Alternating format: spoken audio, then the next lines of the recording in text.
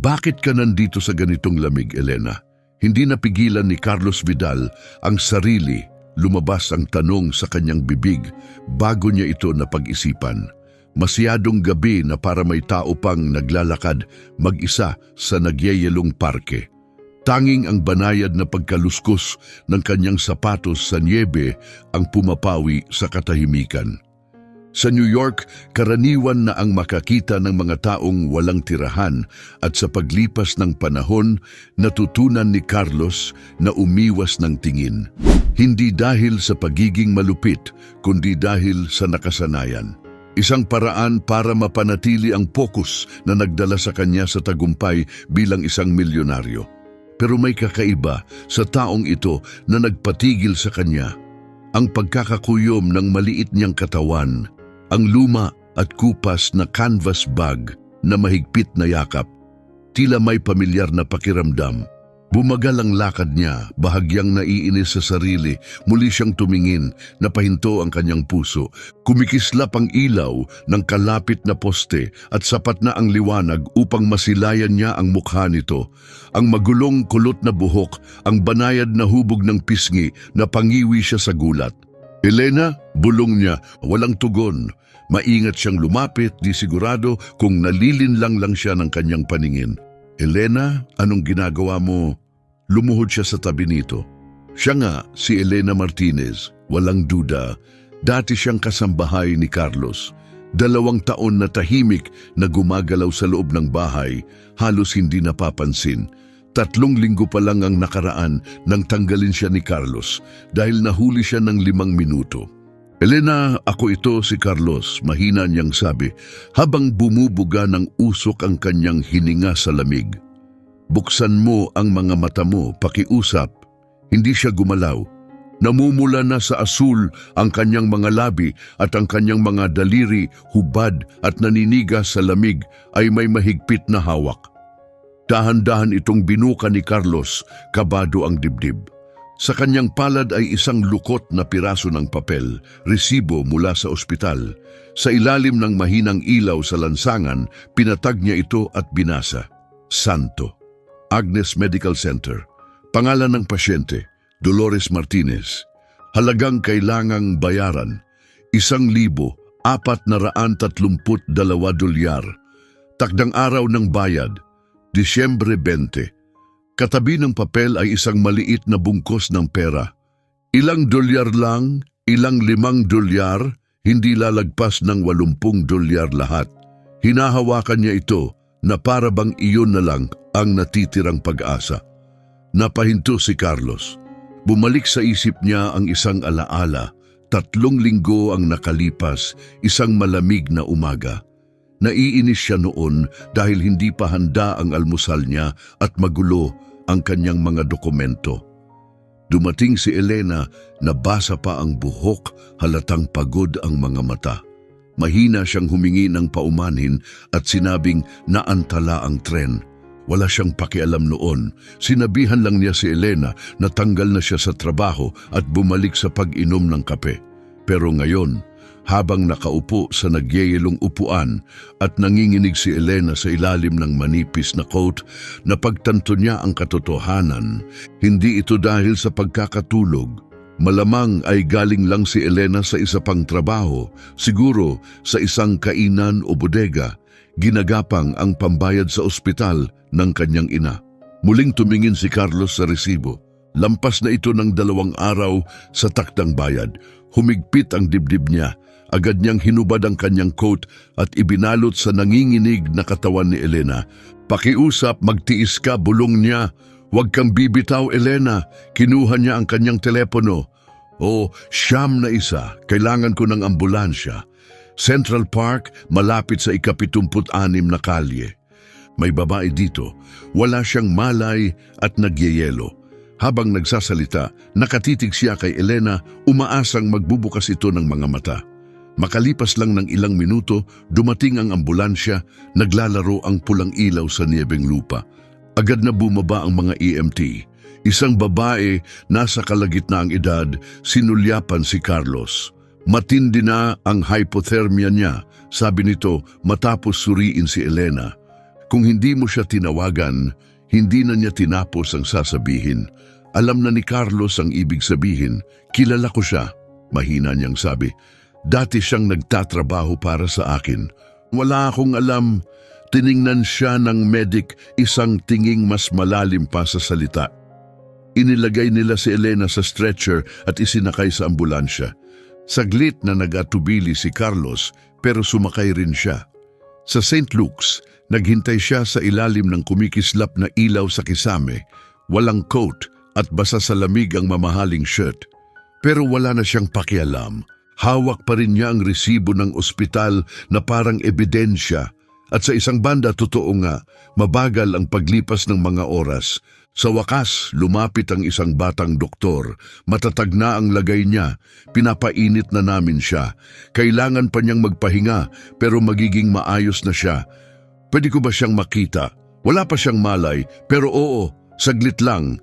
Tahimik na pumasok si Carlos. Nakahiga si Elena, walang galaw, mahinahon ngunit mahina ang paghinga. Ang kanyang mukha, napapalibutan ng tape at tubo, ay mukhang marupok at pagod. Tahimik siyang naupo sa tabi ng kama. Mahina ang boses, halos bulong. Sabi niya, hindi ko alam. Pero habang sinasabi niya ito, napagtanto niyang hindi iyon sapat na dahilan. Hindi niya pinagbuhusan ng pansin. Hindi niya inalam kung ano ang pinagdadaanan. Maingat niyang inilapag ang resibo at ang nakatiklop na pera sa maliit na mesa sa tabi ng kama. Idinagdag niya ang kanyang business card. Sa likod nito, nagsulat siya ng mensahe gamit ang nanginginig na sulat kamay. Hindi mo dapat dinaanan to ng mag-isa. Nakikita na kita ngayon. Hayaan mo akong tumulong. Tinitigan niya ang mukha ni Elena sa huling pagkakataon bago tumalikod. Mabigat ang sakit sa kanyang dibdib. Hindi lang pagsisisi, kundi isang bagay na mas malalim pa. Bumalik sa kanyang isipan ang matagal nang nakalimutang alaala tungkol sa kanyang sariling ina. Isang panahong nangailangan din ito ng tulong, ngunit walang dumating. Ngayong gabi, napilitan siyang makita ang mga bagay na matagal na niyang hindi pinapansin. At ngayon, sa unang pagkakataon sa maraming taon, hindi na kayang umiwas ni Carlos Vidal. 3 linggo ang nakalipas, perpekto pa rin ang hitsura ng Vidal Estate, tahimik, malinis at malamig. Kumikislap ang liwanag ng umaga sa pinakintab na marmol na sahig at ang kusina ay tila showroom, hindi tinatahanan ng tunay na buhay. Sa itaas ng walang bahid dungis na isla, nakasabit ang mga tansong kaldero bilang dekorasyon, hindi kailanman ginamit. Pinananatiling mahigpit ang kaayusan sa bahay ayon sa gusto ni Carlos, kahit hindi niya ito lubusang napapansin. Eksaktong 7:00 ng umaga, bumaba siya sa malawak na hagdan, inaayos ang kanyang cufflinks habang tinitingnan ang kanyang telepono. Naipadala na ng kanyang assistant ang mga update tungkol sa merkado at abala na ang kanyang isipan sa pagkukwenta bago pa man siya makarating sa huling baitang. Pumasok siya sa kusina na inaasahang andoon na ang almusal, ngunit wala ang tray. Napakunot ang kanyang noo. Sa kanyang maingat na isinaayos na buhay, hindi katanggap-tanggap ang kahit kaunting pagkaantala. 7:03 ang nakalagay sa orasan ng oven. 3 minuto siyang nahuli. Agad siyang nakaramdam ng inis. Tinawag niya Elena, walang sagot. Ilang sandali pa, bumukas ang pinto sa likod. Pumasok si Elena, basang-basa ng pawis ang coat. Nanginginig ang mga kamay habang inaalis ang gloves. Pagod na pagod ang kanyang itsura, namumula ang mga mata. Nang makita siya, natigilan si Elena. "Pasensya na po, sir," mahina niyang sabi. "Na-late po ang tren." Talagang sinubukan ko bago pa siya makapagtapos. Pinutol na siya ni Carlos, matalim ang boses. "Late ka. Hindi iyon katanggap-tanggap." Muling nagsalita si Elena, nanginginig ang tinig. "Pakiusap po, hindi ko." Itinaas niya ang kamay at pinutol muli ang sinasabi nito. "Ayokong marinig, Elena. Tapos ka na. Iempake mo na ang gamit mo." Hindi siya lumaban. Hindi nagbago ang ekspresyon niya, tumango lang siya, lumingon at umakyat ng walang sinabi, walang paliwanag, walang pakiusap. Gumawa si Carlos ng kape at bumalik sa pagtingin ng stock market. Sa parehong hapon, dumating ang kapalit na tagalinis. Masalita ito, matapang ang pabango at kulang sa mahinahong pagiging epektibo na laging dala ni Elena. Napansin ni Carlos ang pagkakaiba ngunit hindi siya nagsalita. Pagsapit ng susunod na linggo, nakalimutan na niya kung kailan umalis si Elena. Pero si Elena hindi nakalimot. Nang umagang iyon, katatapos lang niyang maglinis ng sahig sa isang warehouse buong magdamag. Mahapdi ang kanyang mga mata, masakit ang kanyang mga binti, ngunit nagpursige siya, umaasang sapat ang kikitain upang mabawasan pa ang utang sa ospital ng kanyang ina. Nahuli lang siya ng 5 minuto sa tren pabalik. At sapat na yon para magbago ang lahat. Nang mawalan siya ng trabaho, wala na siyang mapuntahan. Matagal nang tapos ang kanyang upa at palihim siyang natutulog sa isang maliit na storage area sa bahay ng Vidal, malapit sa labahan. Umaasa siyang makakatago siya ron hanggang matapos ang taglamig. Hindi kailanman tinanong ni Carlos kung saan siya natutulog at hindi rin ito sinabi ni Elena. May katahimikan sa pagitan nila. Isang katahimikang may dignidad. Pagkatapos siyang tanggalin at wala nang matuluyan, nagsimula siyang maghanap ng mga silungan. Karamihan ay punuan na. Ang iba na may hindi ligtas, nagsimula siyang matulog sa mga lugar na tila mas kaunti ang panganib. Sa harapan ng mga aklatan, sa mga walang laman na istasyon at sa huli, sa mga lugar na tila walang panganib, isang bangko sa Central Park, malapit sa lugar kung saan pinapakain ng kanyang ina ang mga ibon noon. Nagbibigay ito sa kanya ng kaunting ginhawa, ngunit papalamig ng papalamig ang mga gabi at hindi sapat ang kanyang coat. Palapit na ng palapit ang petsa ng bayad sa ospital. Pero kahit kailan, hindi siya nanghingi. Tinanggap niya ang kahit anong trabahong makuha. Naglilinis ng kusina tuwing gabi, nagtutupi ng labahan sa mga motel tuwing umaga. Lahat ng sentimong kinikita niya ay inilalagay niya sa bulsa kung saan niya itinago ang lukot na resibo mula sa ospital. Wala siyang galit kay Carlos. Ang mga tulad niya ay hindi napapansin ng mga tulad ni Carlos. Sa mundo nito, ang mga nagsisilbi sa kanya ay inaasahang manatiling di nakikita. Walang halaga ang pasasalamat. Ngayon, sa kasalukuyan, nakaupo si Carlos sa kanyang opisina. Umagang-umaga, pagkatapos niyang dalhin si Elena sa ospital, hindi siya nakatulog buong gabi. Nasa mesa niya ang resibo ng ospital, ngayon ay maingat ng pinatag. Nakatingin siya sa takdang petsa, Disyembre 20. Ngayon na yon, sumandal siya sa upuan, sinusundan ng kanyang mga mata ang kisame habang paulit-ulit sa kanyang isip ang sandali ng pagtanggal niya kay Elena. Kung paanong ibinaba nito ang ulo at tahimik na lumabas, walang hinihinging kahit ano. Ni minsan, hindi niya tinanong kung saan ito pumupunta pagkatapos ng trabaho. Hindi niya inusisa kung bakit ang isang taong laging maaasahan ay biglang na late. Bumalik sa isip niya ang mukha ng kanyang ina. Isa siyang mabait at matatag na babae, isang nurse sa Queens. Matapos mawalan ng asawa, mag-isa niyang pinalaki si Carlos. Isinakripisyo ang sarili sa mahahabang oras ng trabaho. Madalas hindi kumakain para lang maitawid ang buhay nila. Isang taglamig, nasira ang heating ng kanilang gusali sa gitna ng matinding lamig. Nagkasakit siya, pulmonya, pero tumangging magpahinga. Nawalan siya ng malay habang naka-duty, masyadong may pride para humingi ng tulong. Nang matagpuan siya ni Carlos sa isang silungan, huli na ang lahat. Inilibing niya ito at inilibing rin ang kanyang dalamhati sa ilalim ng ambisyon at tagumpay. Pinaniwala niya ang sarili na ang paghabol sa yaman ang tanging paraan para mabuhay. Pero heto na naman siya ngayon, isa pang babae, isa pang bangko sa parke, isa na namang mahinahong kaluluwa na hindi humihingi ng tulong. Bigla siyang tumayo at dinampot ang kanyang coat. Alam niya kung saan siya dapat pumunta. Sa St. Agnes Medical Center, agad siyang nakilala ng mga tauhan sa front desk. May kakaibang presensya talaga ang mga may pera, pero hindi iyon ang dahilan ng pagpunta ni Carlos. Dumiretso siya sa billing department at inabot ang kanyang card. Narito ako para bayaran ang bill ni Dolores Martinez, tahimik niyang sabi.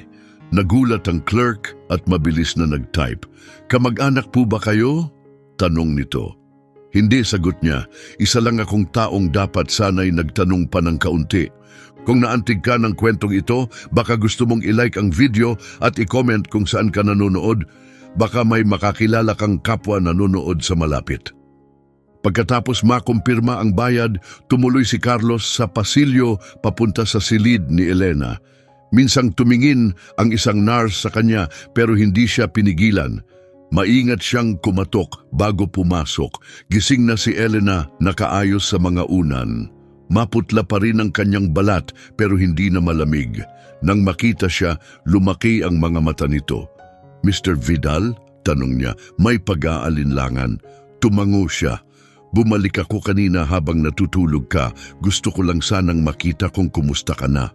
Hindi sumagot si Elena. Tahimik ang kanyang mga kamay sa ibabaw ng kumot. Ang mga daliri ay nakakulot na parang may hawak na mahalagang bagay. Nakita ko ang invoice. Mahina niyang sabi, bayad na ang lahat, buo na. Bahagyang nabuka ang mga labi ni Elena. Bakit mo gagawin yun? Dahil dapat kong tinanong kung bakit ka nahuli. Dapat napansin kong may mali, pero hindi ko ginawa. Kasalanan ko yun. Namuo ang luha sa kanyang mga mata, pero hindi niya ito pinakawalan. Ayokong kaawaan ako ng kahit sino, bulong niya. Hindi ito awa, mahinang sagot ni Carlos. Pagkilala ito sa lakas mo, sa halaga mo, sa bagay na matagal kong hindi nakita. Kinuha niya mula sa kanyang coat ang isang folder. Ito ay isang alok.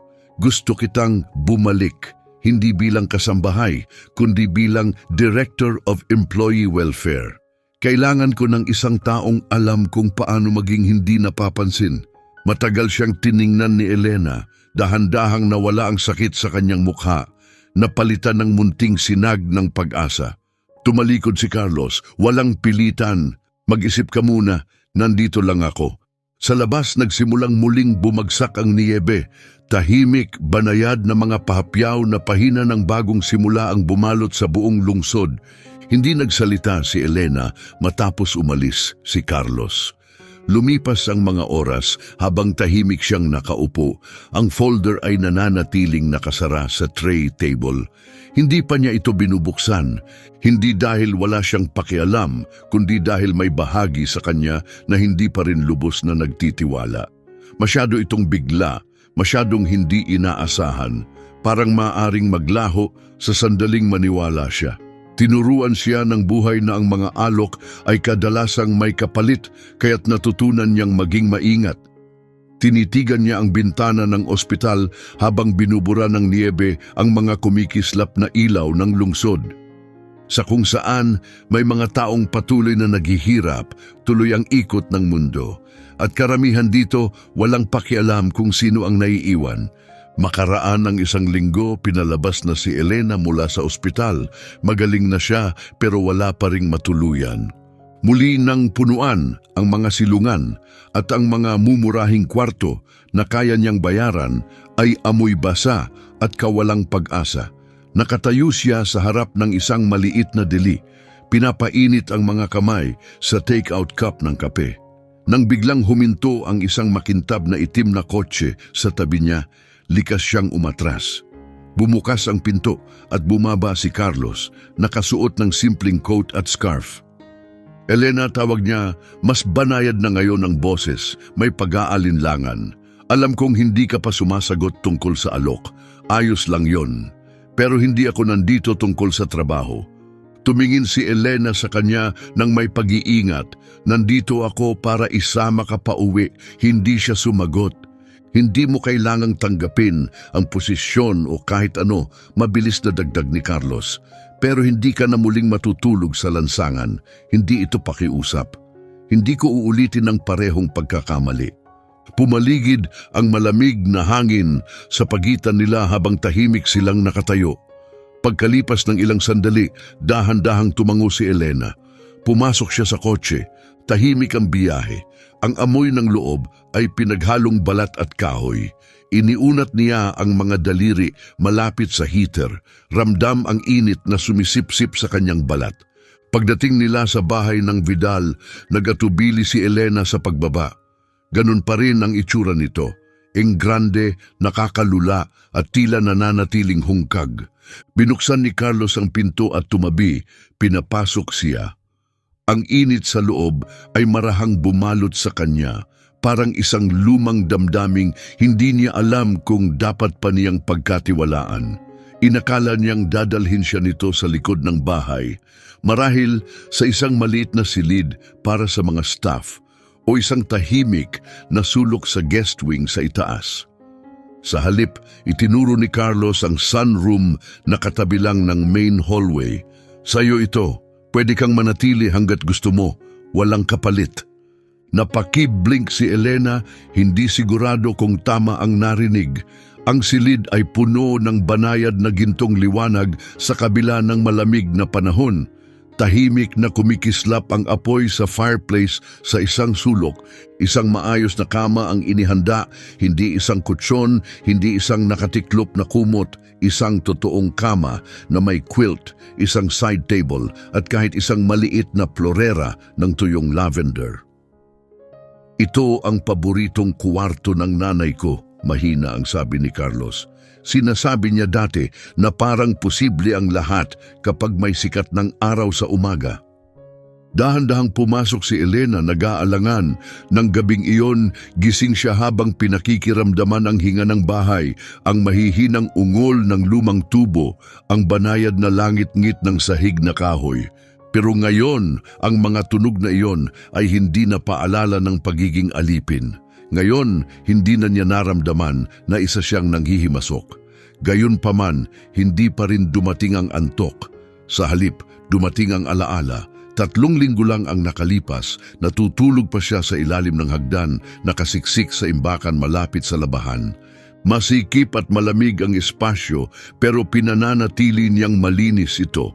Ang kanyang pansamantalang higaan ay isang kumot sa ibabaw ng mga nakatiklop na tuwalya. Hindi niya ito kailanman sinabi kanino man. Wala rin namang nagtanong ni si Carlos. Gumigising siya bago magbukang liwayway at umaalis bago pa mapansin ng kahit sino.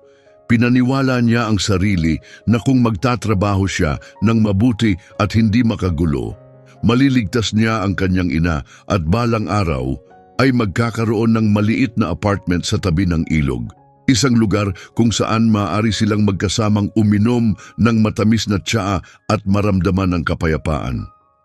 Pero hindi iyon ipinahintulot ng buhay. Ngayon, nasa silid araw siya. Kinabukasan, kumatok si Carlos bago pumasok, may dalang 2 tasa ng kape. Inilapag niya ang isa sa tabi ni Elena at umupo sa silya sa tapat niya, sandaling walang nagsalita sa kanila. Sa wakas, nagsalita si Carlos, "Nakita ko ang luma mong sleeping bag." Sa loob ng laundry closet, hindi tumingin si Elena. "Hindi ko alam na dun ka nakatira. Akala ko may apartment ka." "Hindi mo naman ako tinanong," mahina niyang sagot. Tumango si Carlos. "Oo, hindi ko nga tinanong. Dapat tinanong ko. Sinusubukan kong magbago ngayon." Tahimik silang uminom ng kape.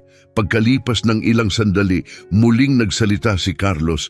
"Iniisip ko yung mga bagay na hindi ko napansin noon, yung mga taong hindi ko talaga nakita.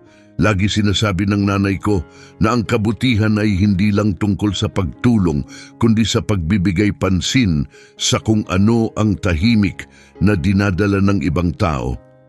Tumingin si Elena sa kanya, may pagbabagong makikita sa kanyang mga mata. Parang marami siyang napansin. "Ang nanay mo?" "Oo," sagot ni Carlos ng marahan. "Ako lang ang hindi natutong tumingin hanggang ngayon." Ngumiti siya ng bahagya ngunit hindi nagsalita. Maya-maya naglakad siya sa loob ng bahay, hindi tulad ng dati, kundi parang may bit-bit na presensya sa bawat hakbang. Huminto siya sa harap ng lumang silid labahan at binuksan ito. Nandoon pa rin ang nakatiklop na kumot na ginagamit niya noon. Sa ibabaw nito ay may kahon na may pangalan niya, nakasulat gamit ang makapal na marker. Sa loob, nakita niya ang ilang piraso ng damit, isang naka-frame na litrato ng kanyang ina at ang bill ng ospital. Ngayon ay may tatak na paid sa pulang tinta. Hinaplos niya ng dahan-dahan ang gilid ng frame. Kinagabihan, binuksan niya sa wakas ang folder na iniwan ni Carlos sa ospital. Totoo ang alok sa trabaho. Ang pamagat ay Director of Employee Welfare. May kasamang magandang sahod at buong benepisyo. Sa loob nito may isang sulat kamay na mensahe. Mas malinaw mong nakita ang bahay na ito kaysa sa akin. Tulungan mo akong baguhin ito mula sa loob. Maingat niyang tiniklop ang sulat at inilapag sa tabi ng litrato ng kanyang ina. Pagkatapos, tahimik siyang umupo, hinahayaan ang bigat ng sandali na lumubog. Nang dumaan si Carlos, kinagabihan, nakita niyang nakabukas pa ang ilaw sa sunroom. Maingat siyang kumatok. Hindi kita pipilitin, sabi niya mula sa pintuan. Pero iniisip ko lang, ano ang nasa isip mo? Tumingin siya kay Carlos at nagtagpo ang kanilang mga mata. Iniisip ko, baka may mga tahanang karapat dapat muling buksan, basta lang huwag na nating ipagkunwaring perpekto ang mga ito sa simula pa lang. Dahan-dahan siyang tumango. Kaya kong tanggapin yan, sagot niya. At sa unang pagkakataon, ang kanyang tinig ay mayroong matatag na laman. Hindi pagsisisi, kundi isang tahimik na pangako. Lunes ng umaga nakatayo si Elena sa harap ng main entrance ng Vidal Enterprise.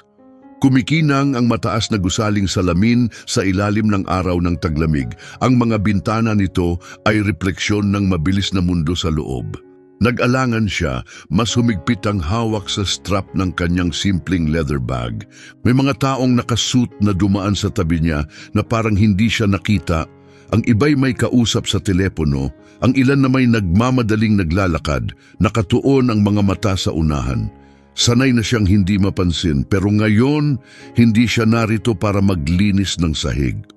Pumasok siya sa loob ng revolving door, nakatindig ng matuwid kahit kinakabahan. Sa front desk, isang batang babae ang tumingin sa kanya at mabilis na nagtanong ng pangalan. Nang sabihin ni Elena ang pangalan niya, lumaki ang mata ng receptionist at itinuro ang executive elevator. Naghihintay ang elevator. Inutusan ako ni Mr. Vidal na dalhin ka diretso sa taas, sabi ng receptionist.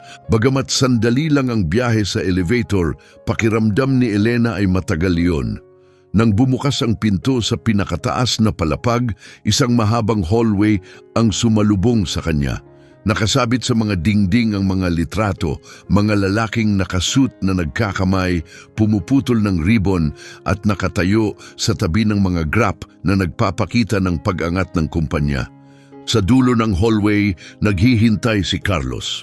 "Magandang umaga," sabi niya na may bahagyang kaba sa ngiti.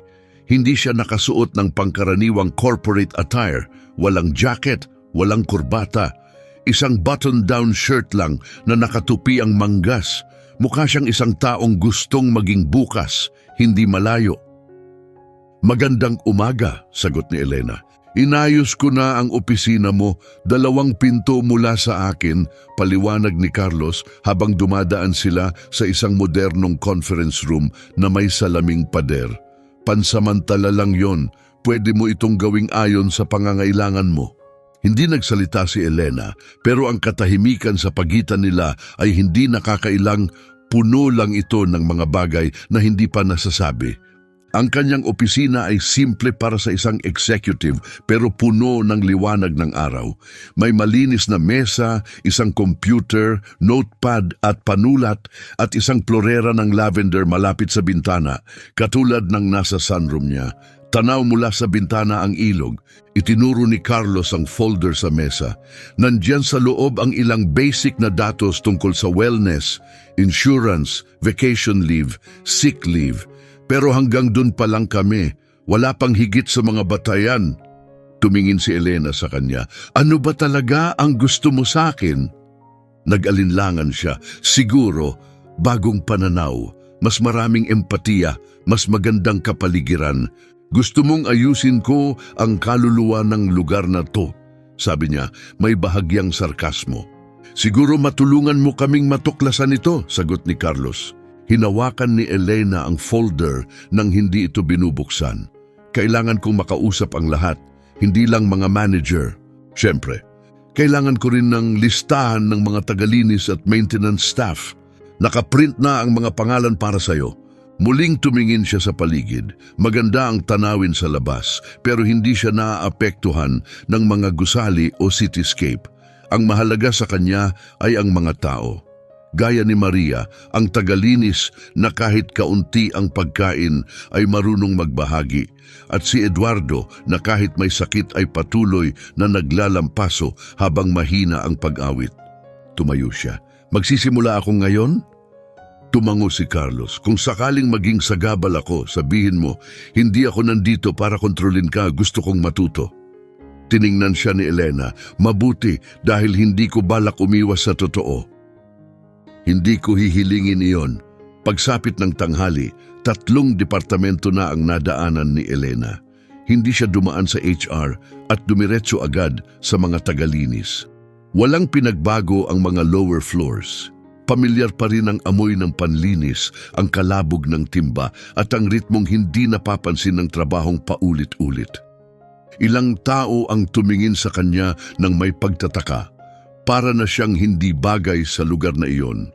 Isang babae ang kumunot ang noo habang tinititigan siya. Pero nang ngumiti si Elena, nakilala siya agad. Elena, may nagsabi. Ako yan, sagot niya ng kaswal. Nag-iba ka, sabi ni Maria, habang inaayos ang salamin niya. Pareho pa rin ako, sagot ni Elena sabay ngiti. Mainit lang siguro ngayon.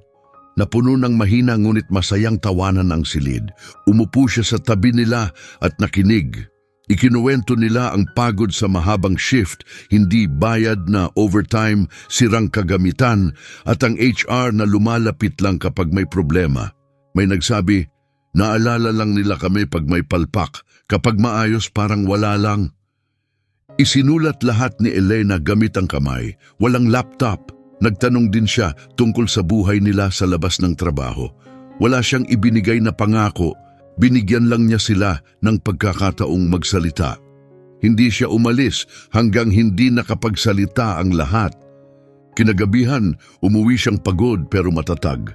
Sa sunroom, inaayos ni Carlos ang tray sa mesa. Inisip kong gagabihin ka, sabi niya. Baka makatulong ang chamomile. Ngumiti si Elena, pagod ngunit tapat.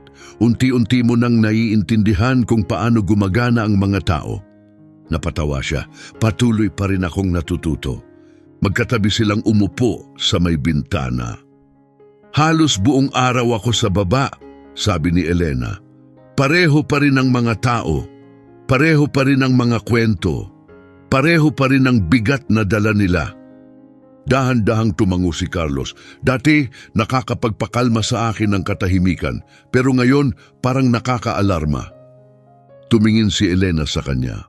Ang mga taong nagpapatakbo ng gusaling ito, hindi sila nakikita hanggang may masira at kapag may nangyari, lahat nagtataka para bang wala silang dinadalang hirap. Kaya kailangan nating bigyang pansin sila? Hindi, sagot ni Elena. Kailangan mo silang pakinggan talaga kapag nagsalita sila. Umupo siya pabalik, nag-iisip. Hindi maayos ng pagbabago sa ilang patakaran lang yan. Eksakto. Sandali siyang tumigil saka nagtanong, bakit ka pumunta sa parke nung gabing yon? Tumingin siya pababa. Hindi ko rin alam, parang may mali. Parang may bagay akong matagal nang hindi pinapansin. Hindi mo yun nalampasan, mahina ang sabi ni Elena. Pinili mo lang na hindi ito pansinin sa mahabang panahon. Lumayo ang tingin ni Carlos, mabigat ang pagkakonsensya sa dibdib. Alam ko, lumambot ang boses ni Elena, pero nung gabing yon sa parke, nakita mo ako, may halaga pa rin yon. Tahimik silang uminom ng tsaa habang muling bumagsak ang niebe sa labas, malambot at mabagal, tinatakpan ang lungsod ng katahimikan. Sa loob, may nabubuong bago at marupok, hindi awa, hindi limos, kundi isang ugnayang binuo sa layunin, pananagutan at lakas ng loob upang harapin ang matagal ng tinalikuran.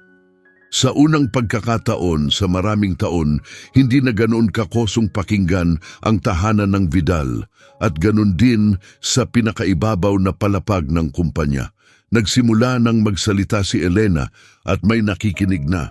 Sa wakas, pagsapit ng ikalawang linggo niya bilang Director of Employee Welfare, mas marami na siyang nalaman kaysa sa inaasahan ni Carlos, marahil higit pa sa nais nitong malaman.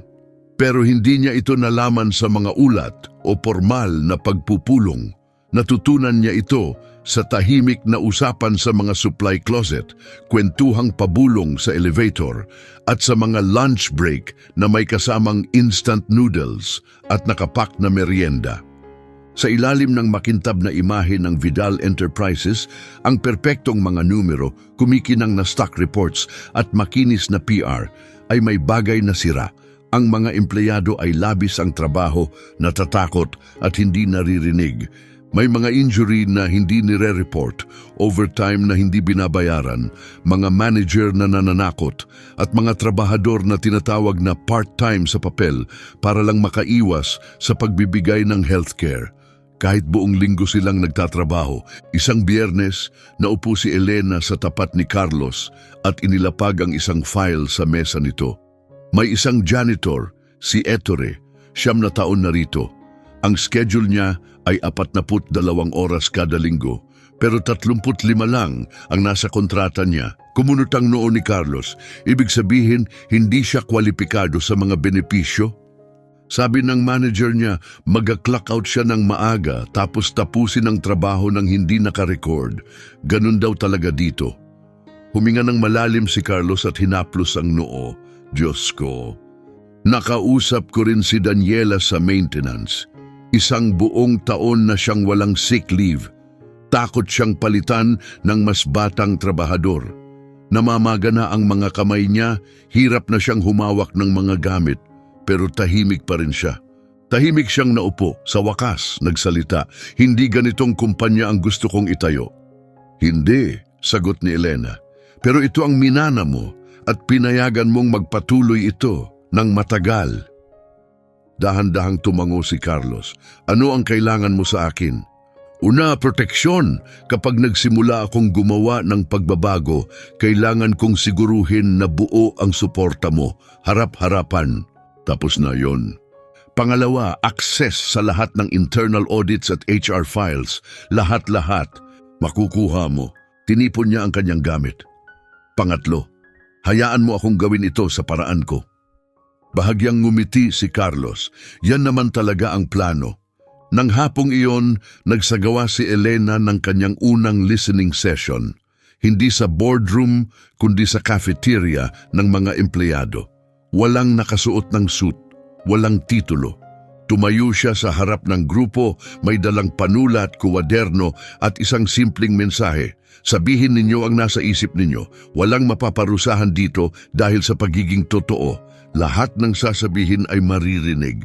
Sa simula, tahimik ang silid. Tapos ay may mga pabulong hanggang sa sumunod ang katotohanan.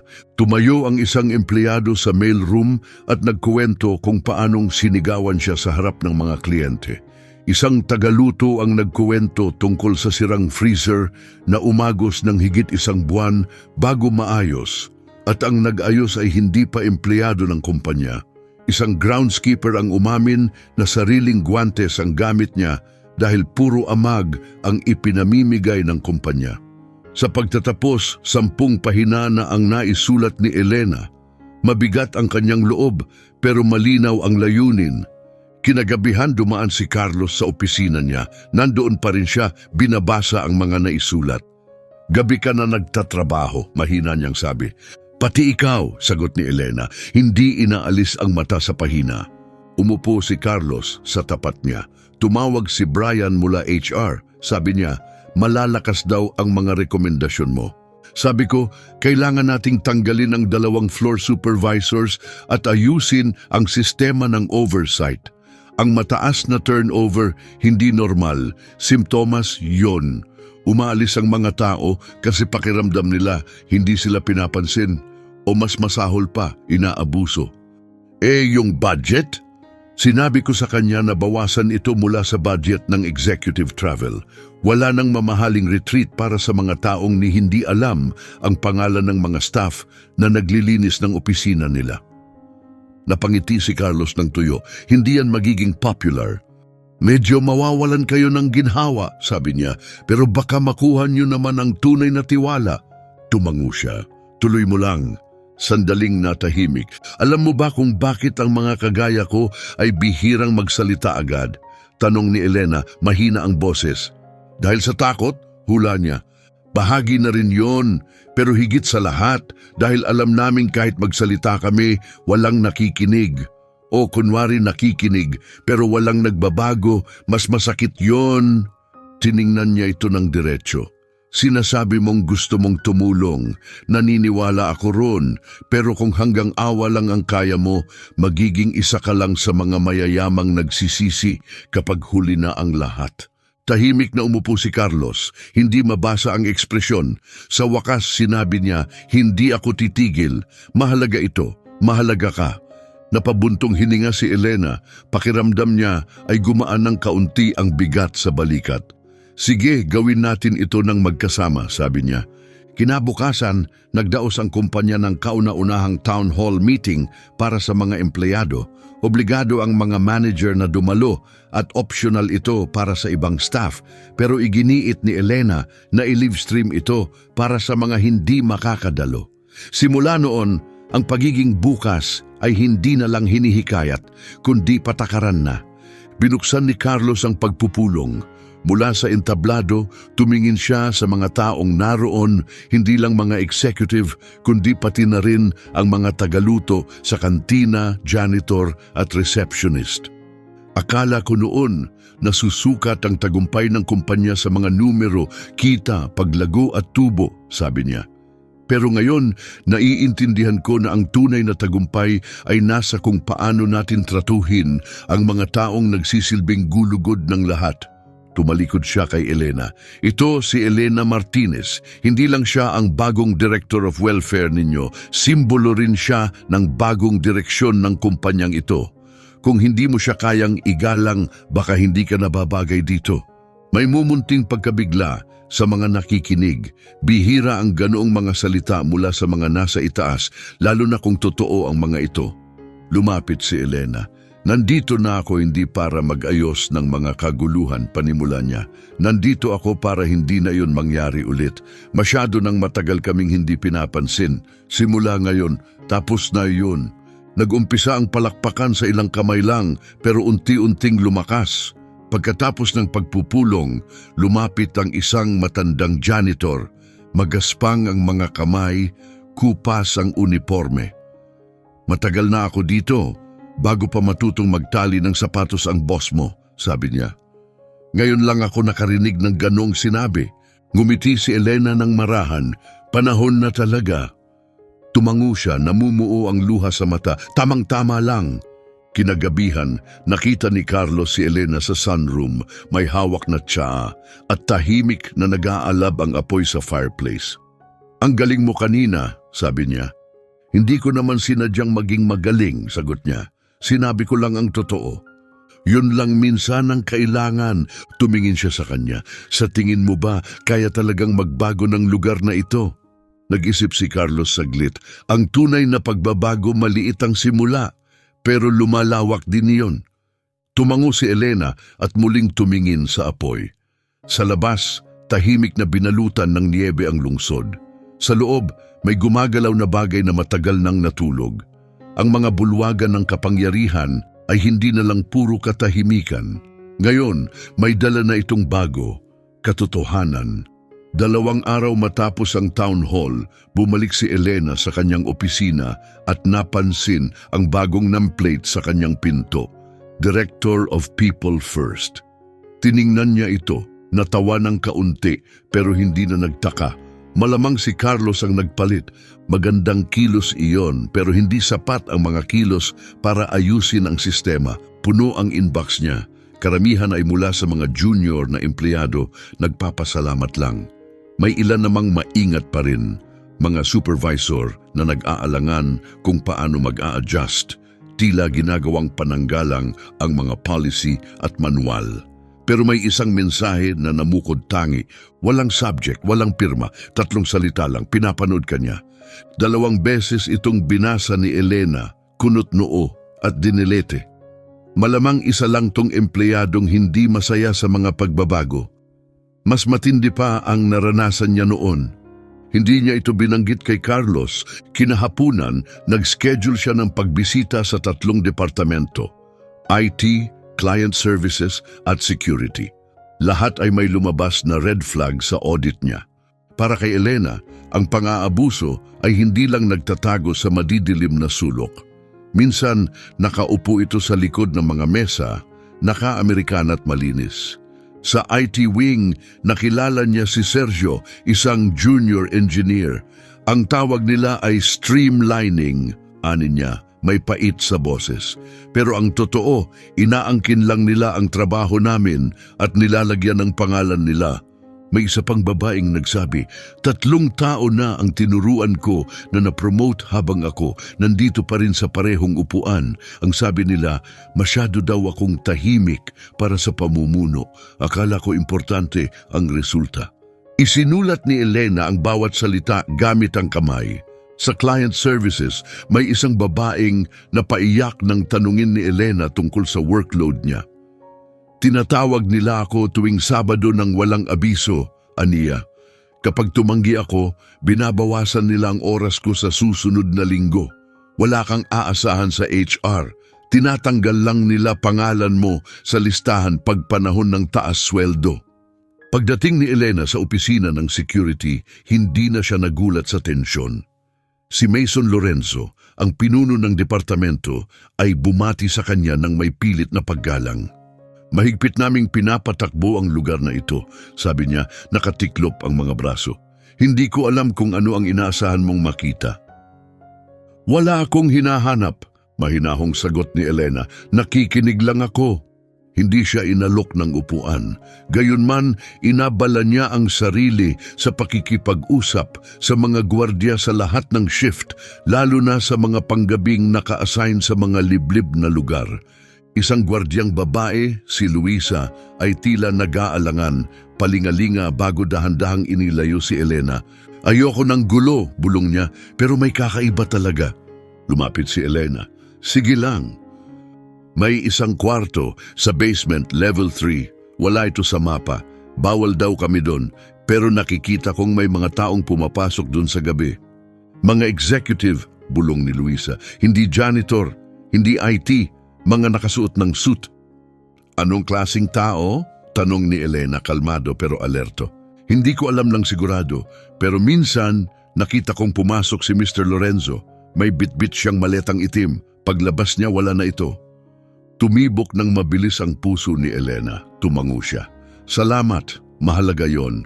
Kinagabihan, nang wala ng tao sa opisina kundi ang tunog ng mga vacuum at mga ilaw, nanatili si Elena. Binuksan niya ang internal facility maps. Sinundan ng daliri niya ang mga palapag hanggang sa nakita niya ang hinahanap niya o ang hindi niya nakita. Walang nakalagay para sa sub-basement 3. Walang surveillance. Walang access log. Dinampot niya ang telepono. Carlos, kailangan kitang pumunta, mag-isa. Sa kanyang kredito, hindi nagtanong si Carlos. Wala pang 1 oras, dumating siya sa opisina, halatang tensyonado. Anong meron? May isang level sa ilalim ng lupa, walang ID, walang kamera, iniiwasan ng security at walang nakakaalam kung bakit. Napahinto si Carlos. Dinagdag ang section na yon nung renovation 10 taon na ang nakalipas. Akala ko para lang sa overflow storage. Si Lorenzo ang namahala. Tinaas ni Elena ang kamay. Hindi ako nandito para sa mga hula. Gusto ko ang totoo. Tumango si Carlos. Sige, tara. Sumakay sila sa service elevator hanggang sa pinakamababang listed level, tapos bumaba sa makipot at malamig na hagdanan. Lalong nanuyo ang hangin, may amoy metal at paputol-putol ang ilaw. Sa dulo ng pasilyo, may pinto ng bakal, walang karatula, walang electronic lock, isang mabigat na mechanical na bolt lang. Ginamit ni Carlos ang master key. Sa loob, may mahinang ilaw na fluorescent na nagbunyag ng mga metal shelf na puno ng kahon. Parang bodega na nakalimutan hanggang sa mapansin ni Elena ang pekeng panel sa dulo ng dingding. Sa likod nito may nakatagong silid, mas maliit, walang bintana at soundproof. Nandoon ang 12 ng kahon, binuksan niya ang isa. Mga sulat kamay na tala, mga employee file, mga private HR report, mga ulat ng disiplina na may tatak na masyadong palaban, pabigat, problematic. Mga confidential settlement, kadalasang may kaugnayan sa harassment, diskriminasyon o ganting aksyon. Karamihan ay kababaihan, lahat ay pinatahimik. Tinitigan ni Elena ang mga dokumento, naninikip ang lalamunan. Hindi ito dahil sa kakulangan ng kaalaman, sabi niya. Planado ito. Tahimik si Carlos, namutla ang kanyang mukha. Sapat na ang katahimikan para magsalita.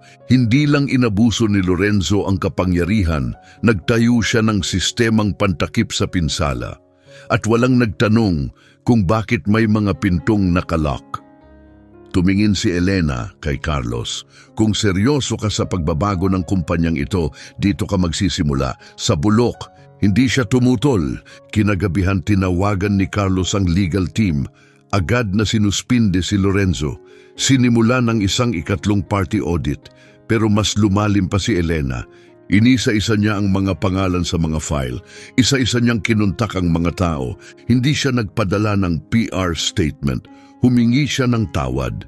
May ilang bumaba agad ng tawag. May iba na nakinig lang. Ilan ay napaluha. Isang babae ang nagsabi, akala ko kasalanan ko na baka imahinasyon ko lang lahat. Hindi, sagot ni Elena. Hindi mo deserve ang nangyari. Pagkalipas ng isang linggo, naglabas ng opisyal na pahayag ang Vidal Enterprises. Hindi ito pinakinis, hindi nagtago sa legal na pananalita. Inamin nito ang pagkukulang, nilagdaan ito ni Carlos at Elena. May mga pumuri sa kanilang katapatan, may mga nagtanong tungkol sa tunay na motibo. Sa loob ng kumpanya may nagbago. Ang mga tao ay nagsimulang maglakad na may konting kumpiyansa. Ang mga bulong ng pagkadismaya ay naging mas malakas. Naging simbolo si Elena, iginagalang, minsan ay kinatatakutan. Tinawag siya ng mga staff bilang ang salamin dahil tuwing pumapasok siya sa silid, para bang natutuklasan ng tao ang sarili nila kahit ayaw pa nila. Isang gabi, habang dumadaan siya sa basement na ngayon ay maliwanag na, nakasalubong niya si Luis, ang gwardiya. Ginimbal mo ang gusali, ma'am! Ani nito, may ngiti. Minsan kailangan talaga, sagot niya. Kapag nanatiling tahimik ang mga bitak, lalala lang ang sira. Tumango si Luis, sang-ayon. Sa itaas, sinalubong siya ni Carlos sa elevator. Salamat, Ania, sa napansin mong hindi ko nakita. Hindi lang ako nakapansin, tugon ni Elena. Naalala ko lang, naguluhan si Carlos. Alam ko ang pakiramdam ng mabuhay sa anino. Yung maghintay sa pintong, hindi bumubukas kailanman. Pero ngayon, hindi na siya naghihintay. Siya na mismo ang gumagawa ng mga pinto. Binubuksan ito, hindi dahil sa kapangyarihan nanggagaling ang pagbabago, kundi dahil ang katotohanan ay nagsisimula sa mga bitak. Pagsapit ng Lunes, may kakaibang katahimikan sa gusali. Hindi tensyon, kundi kamalayan. Nagbago ang pundasyon ng Vidal Enterprises. Hindi ang mga pader, kundi ang kumpas ng buhay sa loob nito. Hindi na bulungan lang ang usapan. Nagtatanong na ang mga tao. Ang mga empleyadong dati ay umiiwas ng tingin. Ngayon ay tumitingin kay Elena. May ilan na may pag-aalinlangan. Pero karamihan ay may tahimik na respeto, may nagbago, banayad ngunit tiyak. Nang umagang iyon, mag-isa si Elena sa elevator. Ang katahimikan sa paligid ay iba na ngayon. Hindi na ito mabigat, kundi puno ng pag-asa. Napansin niya ang mga pagbabago, mas madalas na gumagalaw ang mga cleaning cart. May mga bagong mukha sa mga hallway, mga executive na may mabilis na hakbang at bakas ng kaba. May aktibidad pero may halong pagkabahala. 10:25 ng umaga, tumunog ang telepono niya. Tumawag ang lead investigator ng audit team. May mga balakid kaming nakita, aniya. May ilang departamento na ayaw magbigay ng access sa lumang records. May mga log na nawawala. Alin, finance, legal, at sa hindi inaasahan, marketing. Kumunot ang noo ni Elena. Anong itinatago ng marketing? Maaaring internal strategies, mga memo tungkol sa whistleblowers o imahe ng kumpanya, pero mas malalim pa, may mga encrypted files na hindi ma-access. Kahapon, may nagtangkang burahin ang activity logs. Si Lorenzo na naman, hindi pa kami sigurado, may access siya pero may iba rin, hindi ito gawa ng isang tao. Hindi na nagpatumpik si Elena, dumiretso siya sa opisina ni Carlos, pagpasok pa lang niya. Alam ko na, sabi nito, kakarinig ko lang. May nagtatangkang magtakip ng bakas, sabi niya, o bumili ng oras para baguhin ang kwento. Nag-atubili siya. May isa pang bagay, may natanggap akong anonymous email kaninang umaga. Walang subject, isang linya lang, hindi lahat ng multo ay nakalibing na. Nanikip ang noo ni Carlos. Banta ba yan? Hindi ko alam. Pwedeng babala, pwedeng konsensya. Tumayo siya at tumingin sa syudad. Gaano kalayo mo gustong dalhin ito? Hanggang dulo, tumango siya. Kung ganon paninindigan natin ito. Nagpatawag sila ng emergency meeting. Nagtipo ng board ng may kaba sa malaking conference room. Umupo si Elena sa tabi ni Carlos sa pinuno ng mesa. Huwag na tayong mag-aksaya ng oras sa pagpapanggap na tungkol ito sa mga numero, sabi niya. Alam nating lahat kung bakit tayo nandito. Ang CFO, isang payat na lalaking may salamin, ay huminga ng malalim. Miss Martinez, sa buong paggalang, ang mga ginagawa ninyo ay nagdudulot ng kaguluhan. 2 manager na ang nagbitiw, magulo na ang daloy ng trabaho. Ibig mo bang sabihing masama para sa negosyo ang pagharap sa pang-aabuso? Diretsyong tanong ni Elena, nag-alinlangan siya. Ang sinasabi ko, dapat tayong kumilos ng maingat. Dapat tayong kumilos ng masinsinan, tugon ni Elena. Yung mga nagbitiw, dahil sa wakas may pananagutan na. Isang direktor, mas matanda at kalmado ang yumuko. Nababahala ang mga investor. Nagtatanong sila kung ang ganitong tono ay akma pa ba sa imahe ng kumpanya. Nagsalita si Carlos. Kung ang katapatan at pananagutan ay hindi bagay sa ating imahe, ibig sabihin wala talagang laman ang ating brand mula sa simula. Sumunod si Elena. Dekada na ang katahimikang itinuring na katatagan. Hindi ako nandito para protektahan ang kaginhawaan. Nandito ako para muling buuin ang katotohanan. Kahit masakit. Sa huli, hati ang silid. May ilang tahimik na sumang-ayon, ang iba'y nakatingin ng masama. Pero nang bumoto na, inaprubahan ng board ang pagpapatuloy ng internal investigation at binigyan ng buong suporta ang trabaho ni Elena. Formal sa papel. Gabing-gabi na, nang nakaalis na ang lahat, nakaupo pa rin si Elena sa opisina niya, binabasa ang bagong binuksang HR files. Isang pangalan ang paulit-ulit lumilitaw, Eva Russo. Isang junior analyst mula 7 taon na ang nakalipas, magagandang review, walang naitalang insidente, pero isang salita lang ang nakasulat sa file niya sa dahilan ng pag-alis, nagbitiw. Tiningnan ni Elena ang timeline. Nag-file si Eva ng reklamo 3 linggo bago siya umalis. Tinanggihan ang reklamo, kulang sa ebidensya. Pero ang metadata ng file ay nagpakita ng internal na komento tungkol kay Lorenzo. At may binanggit na legal settlement. Bumilis ang tibok ng puso ni Elena. Naghanap siya online, mga profile, business records, kahit ano. Sa wakas natagpuan niya ito. Nagtatrabaho si Eva sa isang maliit na accounting firm sa Vermont. Nakipag-ugnayan si Elena. Sa kanyang gulat, sumagot si Eva. Kinabukasan, nag-usap sila sa video call. Akala ko wala nang nakakaalala sa akin, mahinang sabi ni Eva. Nakita ko ang file mo, tugon ni Elena. Hindi ito basta nakalimutan, sinasadya itong ibaon. Dahan-dahang huminga si Eva. Binayaran nila ako, hindi malaki, sapat lang para matahimik ang lahat. Lumagda ka ng NDA? Oo. Hawak mo pa ba? Oo. Handa ka bang magsalita? Tumahimik si Eva, tapos ay ngumiti ng malungkot. Nilabag ko na ito sa pagsagot pa lang sa tawag mo. Poprotektahan kita, marahang sabi ni Elena. Ipinapangako ko. Napukaw ang boses ni Eva. Iyan ang unang beses na may nagsabi niyan at talagang totoo. Matagal ko nang hinihintay marinig yan mula sa kahit sino, dagdag ni Eva, bahagyang nanginginig ang tinig. Kinahapunan din, nag-ayos sina Elena at Carlos ng isang press conference, hindi para sa selebrasyon, kundi para sa pananagutan. Inimbitahan nila ang kasalukuyang mga empleyado, mga dating manggagawa, mga mamamahayag at mga lokal na tagapagtanggol ng karapatan. Napuno ang silid, kumikislap ang mga kamera at nakatutok ang mga mata. Unang lumapit si Carlos. Ang kumpanyang ito, panimula niya, sa ilalim ng aking pamumuno ay nabigo sa maraming tao. Mga taong nagbigay sa atin ng oras, tiwala at sipag, at ang isinukli natin ay katahimikan, dito na yun nagtatapos. Pagkatapos ay si Elena naman ang humarap sa entablado. Hindi ito tungkol sa isang executive o isang departamento lang. Ito ay tungkol sa isang kulturang natutong itago ang mga bagay na ayaw nitong harapin. Dati, para akong multo rito. Daan lang ako nang walang nakakakita.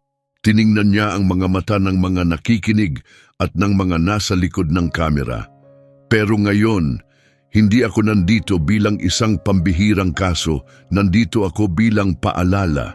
Naririnig namin kayo, nakikita namin kayo, at hindi na kami babalik sa dati. Ang palakpakan na sumunod ay hindi malakas, pero ramdam, totoo, mula sa puso. Gabing iyon, tahimik na nakaupo si Elena sa sunroom, may hawak na mainit na tasa sa pagitan ng kanyang mga palad, habang nakatitig sa yelong bumabalot sa gilid ng bintana. Pumasok si Carlos, dala ang 2 sobre. Ano ang mga yan? Tanong niya. Isa mula sa legal, sagot ni Carlos. Final na ang transparency policies. Epektibo na sa Lunes. At yung isa, iniabot niya ito sa kanya. Isang liham, nakasulat kamay, walang pirma. Isa ako sa kanila. Hindi mo ako kilala. Pero dahil sa'yo, nakakahinga na ulit ako. Magpatuloy ka. Huwag kang titigil. Dahan-dahang tiniklop ni Elena ang sulat. Kumislap ang kanyang mga mata. Hindi ako titigil. Mahina niyang bulong. Hindi ko kaya. May mga multo na hindi nananakot. Naghihintay lang sila na matawag sa pangalan nila. At ngayon, sa wakas, nagsimula na silang magsalita. Habang hinahaplos ng taglamig ang syudad, namumuo ang yelo sa bintana, dumudulas ang mga bangketa, ang hangin sa loob ng Vidal Enterprises ay muling nagbago. Hindi dahil sa lamig sa labas, kundi dahil sa tensyon na unti-unting lumalalim sa mga matataas na palapag. Napansin ito ni Elena sa maliliit na bagay. Tumitigil ang mga usapan kapag pumapasok siya. Ang dati magalang na tango ng mga executive, naging mabilis na sulyap o pilit ng ngiti. Lumamig ang boardroom, hindi ang temperatura kundi ang pakikitungo. Alam niyang ang pagbabago ay laging may kaakibat na pagtutol. Pero nagpatuloy siya. Dumarating siya ng maaga araw-araw bago pa gumising ang karamihan sa gusali. Binabasa niya ang mga ulat na hindi pinapansin ng iba, sinusundan ang mga reklamong matagal nang nakalimutan at nakikipagpulong sa mga departamentong hindi pinapansin. Ang kanyang titulo, Director of People First, hindi iyon palamuti, isa iyong pangako. Ngunit ang pagtutol ay nakahanap ng bagong paraan para ipakita ang sarili. Nagpatuloy ang mga anonymous na email. Sa una, malabo. Pagkatapos, mas matalim. May mga bagay na dapat manatiling nakabaon. Bawat bayani ay gumagawa ng kontrabida. Nagpatawag si Carlos ng cybersecurity team Pero wala silang nahanap, mga nakamaskarang account, tagong bakas, walang pinanggalingan. Pinaghinalaan ni Elena na may sangkot mula sa loob. Isang taong nararamdaman na nawawala na ang kontrol niya. Pagkatapos ay dumating ang alarma ng sunog. Tumunog ito sa kalagitnaan ng umaga matapos lang ang isang strategy meeting. Kalma ang paglikas ng mga tao gaya ng nakasanayan. Pero may naramdaman si Elena na kakaiba. Ang tiyempo, ang tensyon. Sa labas, nakabalot sa mga coat laban sa malamig na hangin, nakatayo siya sa tabi ni Carlos, tinititigan ang mga salaming bintana. Hindi ito aksidente, mahina niyang sabi. Tumango si Carlos. Walang nakatakdang drill ngayong buwan. May gustong paalisin tayo. Pagbalik nila parang walang nabago. Walang nawala, walang nasira. Maliban sa kanyang drawer, nakabukas ito palagi niya iyong nilalok. Sa loob, nagulo ang mga files, mga panayam, tala, testimonya. Wala namang nawala, basta inayos lang muli. Isang mensahe, kinagabihan tinawagan ni Elena si Eva. Natatakot na sila, sabi niya. Mabuti, sagot ni Eva. Ibig sabihin, alam nilang malapit na silang mahulog. Huwag kang uurong. Hindi ako uurong, sagot ni Elena, pero kailangan ko ng kakampi. Magkakaroon ka, nakapag-usap na ako sa 3 pa. Handa na sila, mag-ayos ka ng tagpuan. Sa labas ng opisina, pupunta kami. Nag-ayos si Elena ng isang pribadong pagtitipon sa isang tahimik na restaurant para sa Biyernes ng gabi. Isang hiwalay na silid sa likod, mahinang ilaw, malumanay na tugtog, pribadong espasyo. Pagsapit ng katapusan ng linggo, mahigit 12 dating empleyado ang nagkumpirmang darating. Nang gabing iyon, habang nagkakabanggaan ang mga basong may tubig at isinasabit ang mga coat sa likod ng upuan, napuno ang lugar ng isang bagay na marupok, tapang. Tumayo si Elena sa harap nila hindi bilang nakakataas, hindi bilang opisyal, kundi bilang isang taong nakaranas din ng kwento nila. Hinding-hindi ko kayo hihilingang balikan ang anumang masakit. Maliban na lang kung gugustuhin ninyong ikwento, kalmado niyang sabi, hindi ito interogasyon, isa itong paanyaya para mapakinggan kayo. Pero kailangan ko ang katotohanan ninyo, mahinang sabi ni Elena habang sinisipat ang buong silid. Hindi maghihilom ang kumpanyang ito hanggat hindi natin nauunawaan kung gaano kalalim ang sugat. At unti-unti nagsimula silang magsalita. Bawat tinig ay may bigat ng mga taong tahimik sa loob ng maraming taon. Mga kwento ng pananakot, mga banta, naputol na pangako, mga karerang sinira. Lumabas ang pangalan ni Lorenzo, pero hindi lang siya, pati na rin ang iba pa na hindi nakita ni Elena sa unang pagsusuri.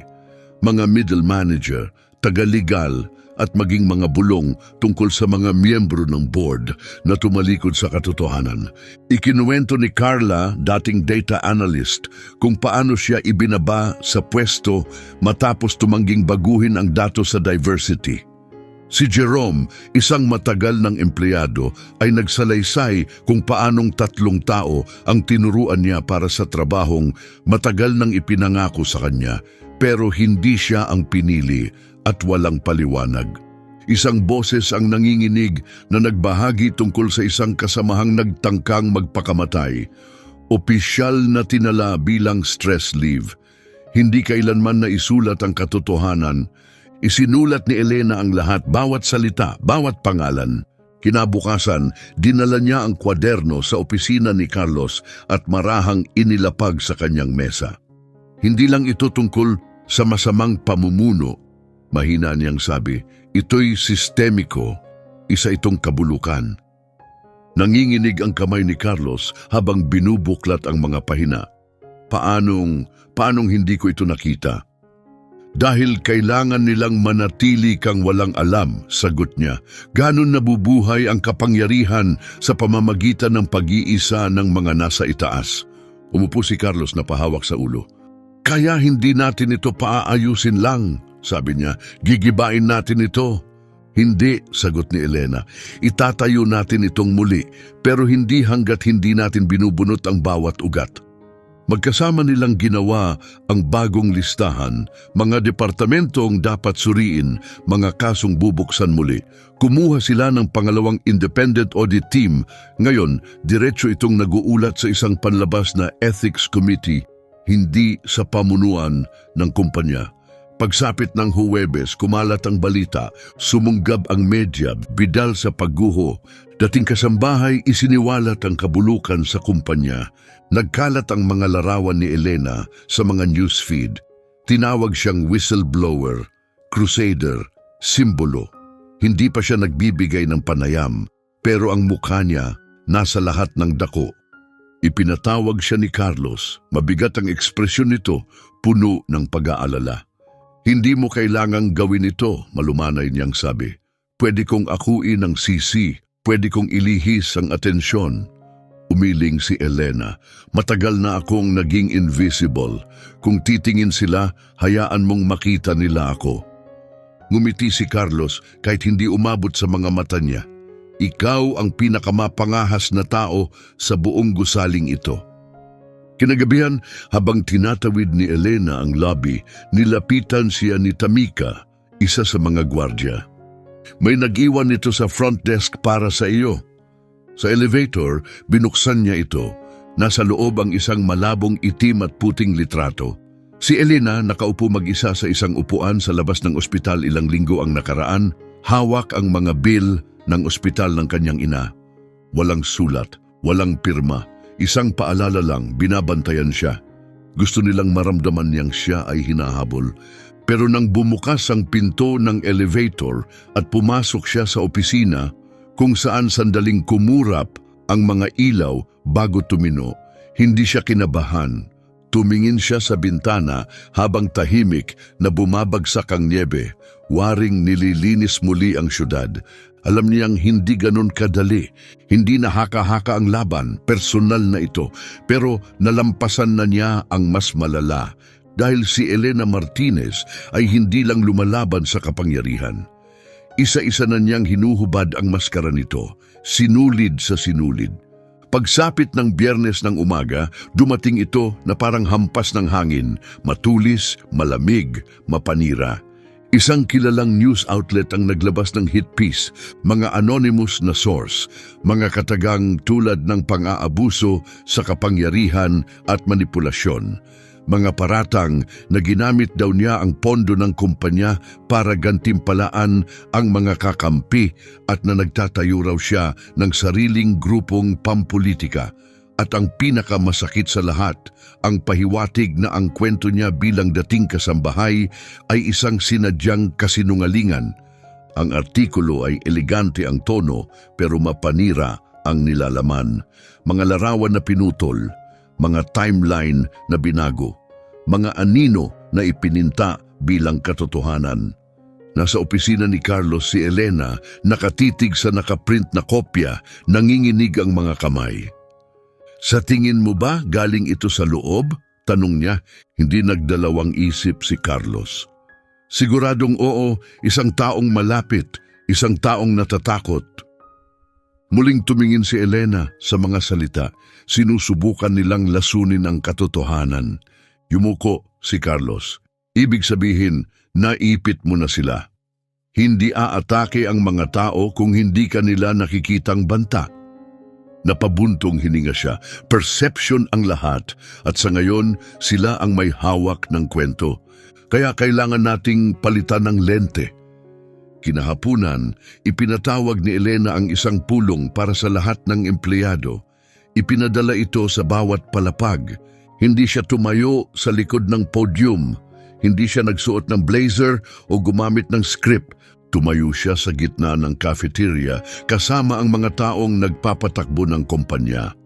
Alam kong may ilan sa inyo na nakabasa ng isinulat kaninang umaga. Panimula niya kalmado at matatag ang tinig. Kaya maging malinaw tayo. Ikinuwento niya ang lahat tungkol sa pagiging tagalinis niya noon, tungkol sa araw na natanggal siya sa trabaho, tungkol sa pakiramdam ng pagiging hindi nakikita, at kung bakit hindi niya hahayaan na maranasan ito ng iba. Bumalik siya hindi para maghiganti, kundi para ipaglaban ang katarungan. Nagsalita siya tungkol sa investigasyon, sa mga pang-aabuso na nailantad at sa mga buhay na labis na naapektuhan. Kung ang pagtindig para sa tama ang dahilan para tawagin akong panganib, aniya, handa akong tanggapin iyon. Tumingin siya sa buong audience. Kung ang panawagan para sa pananagutan ay tinatawag nilang pagiging politikal, ayos lang. Hindi ako dumating dito para humawak ng kapangyarihan. Dumating ako para sa inyo, para sa bawat isa sa inyo. Tumahimik ang silid. Pagkatapos ay may isang taong pumalakpak, sumunod ang iba. Ang simpleng suporta ay naging isang alon ng palakpakan. Ang cafeteria na dati puno ng pag-aalinlangan ay napuno ng pagsang-ayon at paniniwala. Pagkatapos ng talumpati, isang batang assistant ang lumapit sa kanya. 4 na taon na akong nagtatrabaho rito, mahinang sabi nito. Ni minsan, walang nagtangkang alamin ang pangalan ko, maliban sa iyo. Ngumiti si Elena at marahang ipinatong ang kamay sa balikat ng binata. Nakikita kita, sabi niya. At hindi yon magbabago. Pagbalik sa kanyang opisina, napansin ni Elena ang isang envelope na nasa mesa niya. Nasa loob nito ang isang USB stick.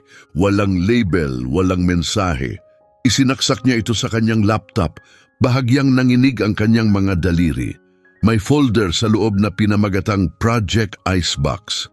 Nandoon ang mga video file mula sa mga security camera na may petsang 5 taon ang sakop. Bawat clip ay naglalaman ng nakakabahalang tagpo. Mga senior staff na nambubuli ng mas bata. Mga lihim na kasunduan sa mga tagong silid. Mga dokumentong sinisira.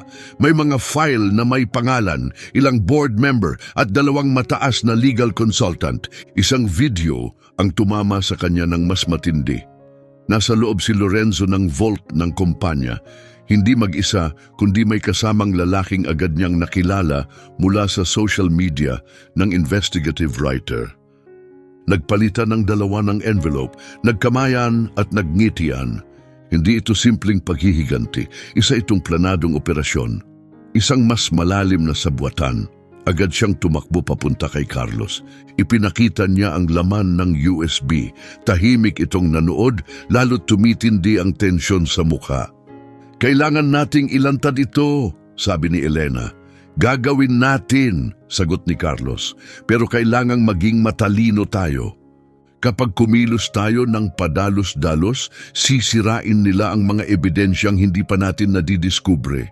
Hindi ako sigurado kung hawak pa rin natin ang lamang. Tiningnan niya si Elena. Kailangan natin ng taong kayang balansehin ang laban. Kinahapunan din, kinuntak ni Elena si Renata Castro, isang kilalang abogadong tagapagtanggol ng karapatang pantao at eksperto sa etika. Sikat si Renata sa paglaban sa malalaking korporasyong sangkot sa pang-aabuso. Hindi siya natatakot, bihasa at higit sa lahat, imposibleng sindakin. Nagkasundo silang magkita sa isang tahimik na kafe sa lungsod kinagabihan. Narinig na kita, sabi ni Renata habang umiinom ng kape. Ikaw ang gumalaw sa cheetah. Hindi ko intensyong magdulot ng gulo, sagot ni Elena. Pero ngayong nasa gitna na ako nito, hindi na ako aatras. Ipinakita ni Elena ang lahat. Ang mga dokumento, ang mga video, pati ang mga banta na ipinadala sa kanya. Tahimik na nakinig si Renata, hindi siya sumingit kahit isang beses. Lalong naging seryoso ang kanyang mukha habang lumalalim ang detalye. Alam mo kung ano ang ibig sabihin nito, sabi ni Renata sa wakas. Mas malaki ito kaysa sa ilang tiwaling tao lang.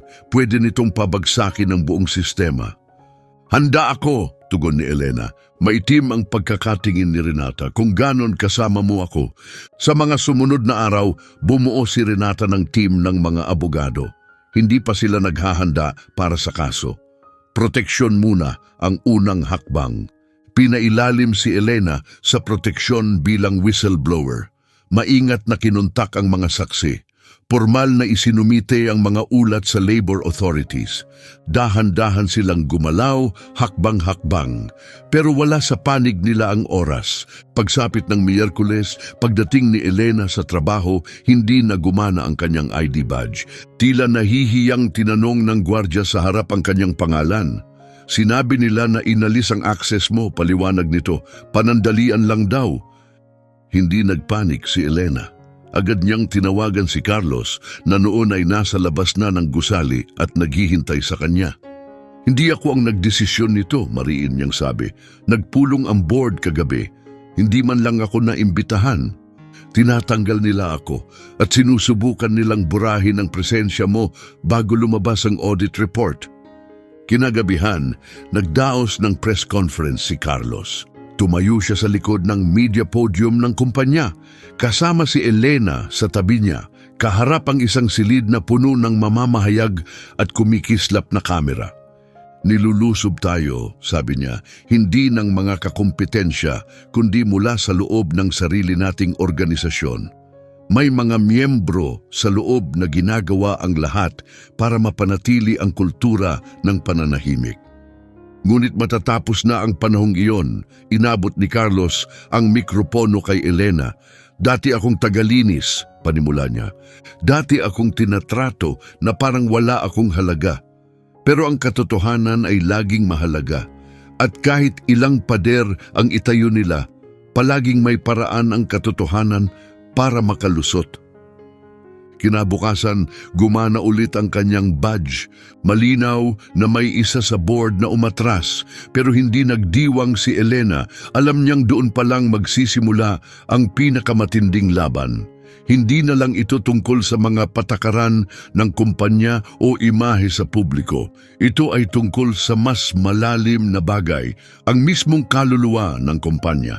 At habang lalo siyang lumalapit sa puso ng lahat ng ito, naramdaman niya ang unti-unting paglamig.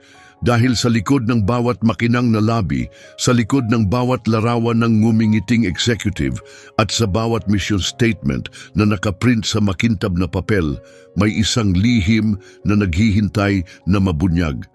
At si Elena Martinez ang handang maghukay nito. Ang unang niyebe ng Disyembre ay tumakip sa lungsod ng isang tahimik at maputing kumot. Pero sa loob ng Vidal Enterprises, walang kapayapaan. Buong gusali ay tila nanginginig sa kaba. Hindi na bulong ang mga tsismis, lumakas at naging mas matapang ang mga ito. Hindi na lang mga empleyado ang nagsasalita. Maging mga investor, kliyente at mamamahayag ay nararamdamang may bumabagsak. Patuloy na naglalakad si Elena sa mga pasilyo ng may matatag na lakad kahit mabilis ang takbo ng kanyang isipan. Salamat sa legal team ni Renata, may proteksyon siya, pero alam niyang limitado ang oras. Makapangyarihan ang ebidensyang mula sa USB drive, pero hindi pa yon ang kabuuan. May mga nawawalang piraso pa. May isang taong patuloy na nagmamaniobra sa likuran. Pagkatapos ay nakatanggap siya ng mensahe sa kanyang secure channel. Isinulat lang, West Wing Archive Room, alas 8:45 ng gabi. Mag-isa ka lang. Walang pangalan, walang pinanggalingan, walang option para sumagot. Ipinakita niya ang mensahe kay Carlos. Delikado ito, babala niya. O baka ito na ang huling piraso ng puzzle, sagot ni Elena. Nag-isip si Carlos, saka dahan-dahang tumango. I-text mo ako pagdating mo at huwag kang magtagal doon ng lampas 10 minuto.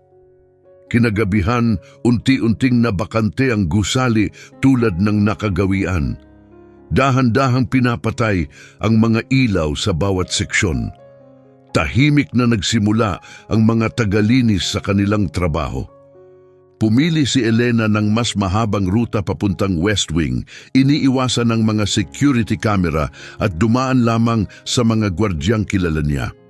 Madilim ang archive room, tanging isang kisap ng bombilya sa itaas ang nagbibigay liwanag, parang natatakot sa kung anong maaaring isiwalat. Pinalilibutan siya ng mga hanay ng file cabinets, tahimik na parang mga pader ng lihim. Sa una, parang walang tao roon, pero isang tinig ang nagmula sa dilim. Mas matapang ka kaysa sa inaakala ko. Lumapit si Elena sa pinanggagalingan ng boses, kalmado ang puso pero alerto.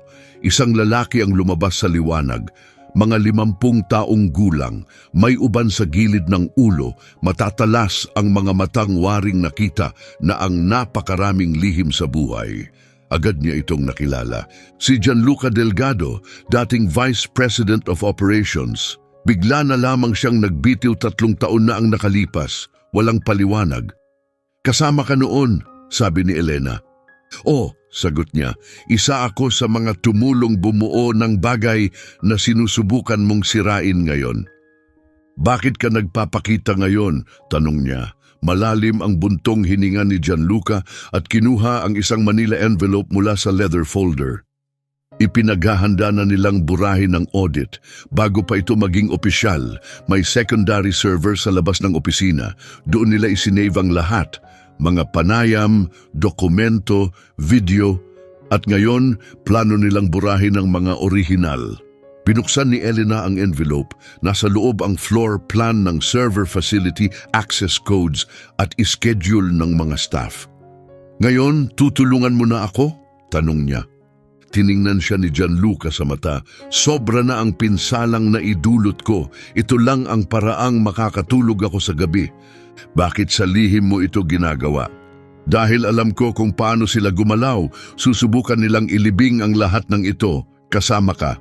Pero kung ilalabas mo ito ng hayagan, hindi nila matatahimik ang lahat. Tumango si Elena ng matatag. Salamat. Bago siya tumalikod, nagsalita muli si Gianluca. Sana balang araw, matutunan mong tigilan ang pag-akusa sa sarili mo sa mga bagay na pinaniwalaan kanilang ikaw ang may sala. Hindi siya sumagot, pero tumimo sa kanya ang mga salitang iyon.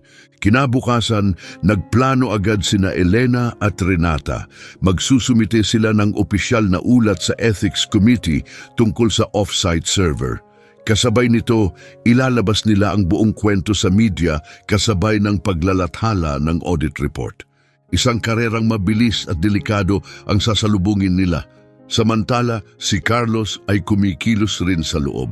Kinausap niya ang ibang board members para kumbinsihin sila. Ngunit hindi lahat ng nasa lamesa ay handang tumulong. Pagsapit ng Huwebes, ipinatawag si Carlos sa isang pribadong pagpupulong ng board. Pagbalik niya, seryoso ang kanyang mukha.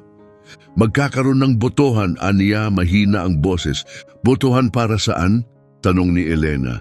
Para tanggalin ka, sagot niya. Gusto ka nilang alisin bago pa mailathala ang audit. Napatingin si Elena sa kanya. Gusto nilang tanggalin ako sa trabaho? Mabagal siyang tumango.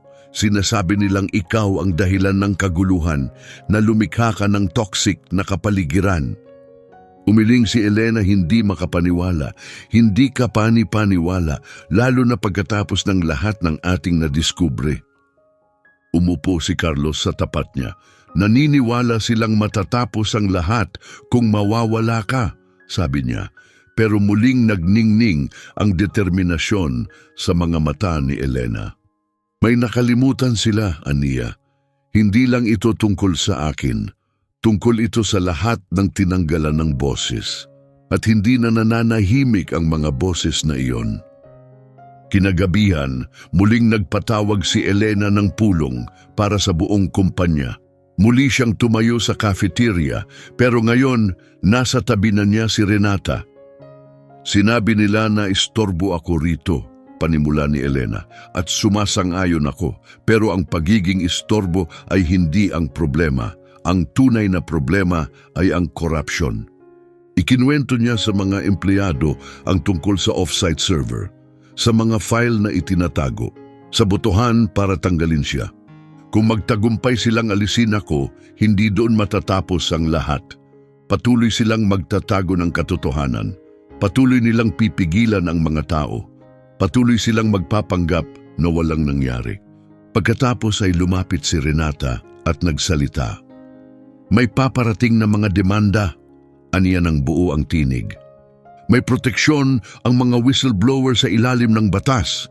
At ngayon, may mga taong nakakakita sa nangyari. Kung natatakot kang magsalita dahil baka maparusahan, tandaan mo ito, hindi ka nag-iisa.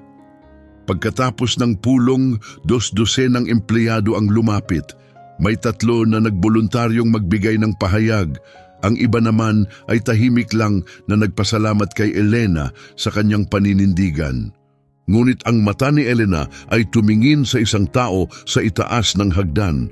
Si Mendoza iyon, ang Chief Financial Officer. Nagkatitigan sila, hindi umiwas si Mendoza. Kinagabihan, may dumating na package sa apartment ni Elena. Walang nakalagay na nagpadala. Sa loob ay may company ID badge kay Mendoza. Nakatapi dito ang isang maliit na papel. Suriin mo ang email mo. Agad binuksan ni Elena ang kanyang laptop. May dumating na encrypted na mensahe, ilang minuto lang ang nakalipas. Nandoon ang mga kumpidensyal na dokumento, mga internal memo, kahina-hinalang paglipat ng pera at mga binagong audit record. Walang alinlangan, pinatunayan ng mga ito na hindi lang itinago ng ilang board members ang mga ebidensya ng pang-aabuso, kundi ginamit din ang pondo ng kumpanya para bayaran ang mga taong manahimik. Ito na ang huling piyesang kailangan nila. Kinabukasan, nagtungo sina Elena at Renata sa tanggapan ng Ethics Committee ng lungsod. Isinumiti nila ang lahat, ang mga file mula sa second server, ang ebidensya mula kay Mendoza at ang orihinal, hindi inedit na audit report. Agad ang naging tugon. Isang ganap na investigasyon ang inilunsad sa mismong araw na iyon. Nagbukas ng kaso ang mga federal na opisyal, naglabas ng mga subpena. Pagsapit ng tanghali, ilan sa mga board members ay nagbitiw na. At kinagabihan, sa isang matapang na hakbang, pumasok si Carlos sa boardroom at bumoto ng pinal. Mananatili si Elena at ilalabas sa publiko ang audit. Muling hinarap ni Elena ang media. Halatang pagod na siya pero hindi gumuho ang kanyang loob. Hindi kami perpekto, aniya, pero hindi na kami tahimik at doon nagsisimula ang mas mabuting kinabukasan. Nagliyab ang mga kamera sa buong silid. Tumingin si Elena sa kanyang mga kamay. Ito rin ang mga kamay na dati pinagalitan dahil sa paghawak ng nilinis na sahig. Ngayon, sila ang pumipirma ng mga dokumentong humihingi ng katotohanan. At sa sandaling iyon, naunawaan niya, dumating na ang araw ng paghuhukom. Kinabukasan ng paglalathala ng audit, may kakaibang pakiramdam. May nagbago sa mundo sa labas ng Vidal Enterprises. Nakatayo si Elena sa bintana ng kanyang opisina, pinapanood ang mga news van na nagsisiksikan sa kalsada. Ang kanilang mga antena ay tila bakal na bulaklak na sumisibol sa init ng iskandalo. Sa lobby, nagtipon ang mga mamamahayag at mga nagpoprotesta. May 2 na may hawak na karatulan ng suporta. Ang iba na may tahimik lang, tila hindi pa rin lubusang makapaniwala sa katotohanan. Ngunit sa loob ng gusali, may kakaibang katahimikan. May mga empleyado na nagmamadaling naglalakad sa mga pasilyo na kayuko, mahigpit na kumakapit sa kanilang nakasanayang gawain na parang proteksyon. May ilan na huminto sa tapat ng opisina ni Elena, bahagyang tumango, mahina ang pasasalamat o tahimik na nagtaas ng hinlalaki. Bawat maliit na kilos ng kabaitan ay tila tahi ng isang sirang kumpanya. Inaayos, paisa-isa. Pumasok si Carlos, may bahid ng niebe ang kanyang coat. Ilan sa mga account ay na-freeze na, pabulong niyang sabi. Gustong suriin ng SEC ang lahat ng pananalapi ng kumpanya mula 10 taon na ang nakalipas. Humihingi rin ang Department of Labor ng panayam sa mahigit 200 empleyado dati at kasalukuyan. Dahan-dahang tumango si Elena. Mabuti, hayaan nating lumabas ang lahat. Ipinatong ni Carlos ang kamay sa kanyang balikat. Alam mong hindi ito matatapos ng mapayapa. Hindi naman ito ginawa para sa kapayapaan, sagot niya. May kumatok sa pinto. Si Tamika iyon, ang gwardyang minsang nag-abot sa kanya ng anonymous envelope, ilang linggo na ang nakalipas. Kita sa mukha niya ang kaba. May naghahanap sa iyo sa baba, sabi ni Tamika. Sabi niya, dati siyang nagtatrabaho rito. Bago pa nagsimula ang lahat ng ito, ayaw niyang sabihin ang pangalan niya, pero iniwan niya ito. Iniabot niya kay Elena ang isang lumang larawan, bahagyang punit na at kupas. Nakita ni Elena ang sarili niya sa likod, may hawak na tray, suot ang dati niyang uniforme bilang tagalinis. Katabi niya ay isang lalaking matagal na niyang hindi nakita, si Mr. Booker. Siya ang nagsanay sa kanya noong una siyang pumasok. Siya rin ang unang nagbabala sa kanya tungkol kay Lorenzo. Siya rin ang unang nawala. Agad tumakbo si Elena papunta sa lobby. Nandoon siya. Mas matanda na, may tungkod, may uban ng buhok, pero matalas pa rin ang mga mata. Nakatayo siya malapit sa entrada, mukhang alanganin sa kanyang lumang jacket at kupas na scarf, gaya ng isang taong naiipit sa pagitan ng dalawang mundo. Mr. Booker, mahina niyang tanong. Humarap ang lalaki, saglit siyang tumitig. Pagkatapos ngumiti ito, akala ko nakalimutan mo na ako. Hindi siya kailanman nakalimot. Nakahanap sila ng tahimik na sulok malapit sa kafe, malayo sa mga usisero at sa mga alaala na tila handang sumabog sa kasalukuyan. Napanood ko ang balita, sabi ni Mr. Booker. Narinig ko ang mga nangyayari. Pakiramdam ko oras na para bumalik. Napaluha si Elena. Sinabi nila na umalis ka, na nawala ka, walang nakaalam kung nasaan ka. Hindi ako umalis ng kusa, sagot niya. Binayaran nila ako, tinakot. May anak akong nasa kolehiyo noon, may bahay akong binabayaran.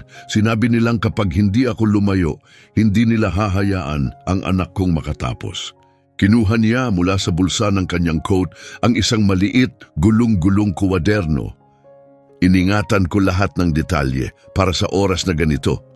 Binuksan ni Elena ang kuwaderno, siksik ito ng maliliit na sulat. Mga pangalan, petsa, pagpupulong sa basement matapos ang opisina, mga binagong tala, mga reklamo mula sa whistleblowers. Ito, mahinang bulong ni Elena, ito ang lahat. Iyan ang katotohanan, sagot ni Booker, at karapat dapat kang makuha ito. Personal na inihatid ni Elena si Booker sa labasan. Paglabas nila sa malamig na liwanag ng hapon, may mga taong nagtipon. May isang lalaki ang kumilala sa kanya. Si Booker yan, sabi nito. Dati siyang namumuno sa building services. Nagpalakpakan ang karamihan. Namula si Booker na bigla sa reaksyon. Hindi ko inakalang makakabalik pa ako sa pintuang ito. Bulong niya. Tinulungan mo kaming tapusin ang sinimulan nating lahat, sagot ni Elena. Kinahapunan, nagsagawa ng pulong si Elena kasama ang compliance team. Ipinatong niya ang kwaderno ni Booker sa mesa. Nandito ang lahat, sabi niya. Ito ang huling piraso. Agad sinimulan ng team ang pagsusuri. Kinumpara nila ang mga tala sa security logs, badge records, financial statements at mga naka-archive na email. Lahat ay nagtugma. Ang lawak ng katiwalian ay higit pa sa inakala ng sinuman. Kinagabihan, nagtagpo sina Elena at Renata sa legal conference room ng kumpanya. Naghahanda na tayo ng mga kasong kriminal, paliwanag ni Renata. Ilang executive, 2 board member at isang taong mula sa labas. Nanlaki ang mata ni Elena. Mula sa labas? Inilapit ni Renata ang isang file sa kanya. Isa itong public relations agency, ang parehong grupo na palihim na nagpakalat ng mga peke at mapanirang balita, bumaluktot ng mga kwento at nakipagsabwatan sa ilang abogado upang patahimikin ang mga reklamo ng mga empleyado. Sila rin ang gumawa ng artikulong nagsasabing makasarili si Elena. Matagal na nilang ginagawa ito, sabi ni Renata, sa napakaraming kumpanya. Sumandal si Elena sa kanyang upuan, pagod pero matatag. Hindi lang negosyo ang hinaharap natin, isang buong sistema ang kinakalaban natin. At gumagawa ka ng tunay na pagbabago, sagot ni Renata. Pero may kapalitang tagumpay. Kinagabihan, pinagsasaksak ang gulong ng sasakyan ni Elena. Walang nakakita, walang iniwang mensahe, katahimikan lang at pinsala. Ipinilit ni Carlos na kumuha siya ng personal na seguridad. Tumanggi si Elena. Kung gusto nila akong takutin, anya, dapat ginawa nila yon bago lumabas ang katotohanan. Gayunpaman, palihim na pinatibay ng kanyang team ang seguridad. May kasamang escort tuwing gabi sa kanyang sasakyan sa bawat labas ng opisina. Lalong naging totoo ang mga banta, pero ganun din ang suporta. Sunod-sunod ang mga liham, personal na mensahe mula sa dating mga empleyado, mga anak ng mga manggagawang pinahirapan, mga taong sa wakas ay naramdaman na may nakakakita sa kanila. Isang liham ang galing sa anak ng janitor na natanggal 10 taon na ang nakaraan dahil sa pagtutol sa diskriminasyon. Umalis sa mundo ang tatay ko na iniisip niyang nabigo siya, sabi sa liham. Ngayon alam ko na, nauna lang pala siya sa panahon. Salamat sa pagpapatunay na tama siya. Napaiyak si Elena matapos basahin ito, pero tuloy ang panahon. Pagsapit ng Biyernes ng umaga, humarap si Elena sa buong empleyado. Mula sa bawat departamento, bawat antas, na puno ang silid. Sa kauna-unahang pagkakataon sa kasaysayan ng kumpanya, lahat ng upuan ay may nakaupo. Hindi ko ipagkakaila na naging mahirap ito, panimula niya. Marami tayong pinagdaanan. May ilan sa inyo ang nakakaramdam ng guilt, ang iba'y galit. Ayos lang yan. Ang pinakamahalaga ay hindi na tayo babalik sa dati. Kailangan nating magpatuloy, sabi ni Elena, sandaling tumigil bago idinugtong. Hindi na mabubuhay ang kumpanyang ito sa pagtatago. Kailangan nitong pamunuan ng mga tunay na tao, mga tapat na tao. Mga taong tulad ninyo at tulad ko. Ang palakpakan na sumunod ay hindi malakas o malawak, pero puno ng kahulugan. Bawat palad na pumalakpak ay may bigat at paninindigan. Pagkatapos ng pulong, nilapitan siya ni Carlos. Naalala mo yung mga investor meetings sa susunod na linggo? Tanong niya. Tatanungin nila kung anong susunod, sabi ni Carlos. Tumingin si Elena sa abalang opisina, mga taong mas tuwid ang tindig, mas malayang nakakapagsalita at sa wakas ay naniniwala na sa binubuo nilang kumpanya.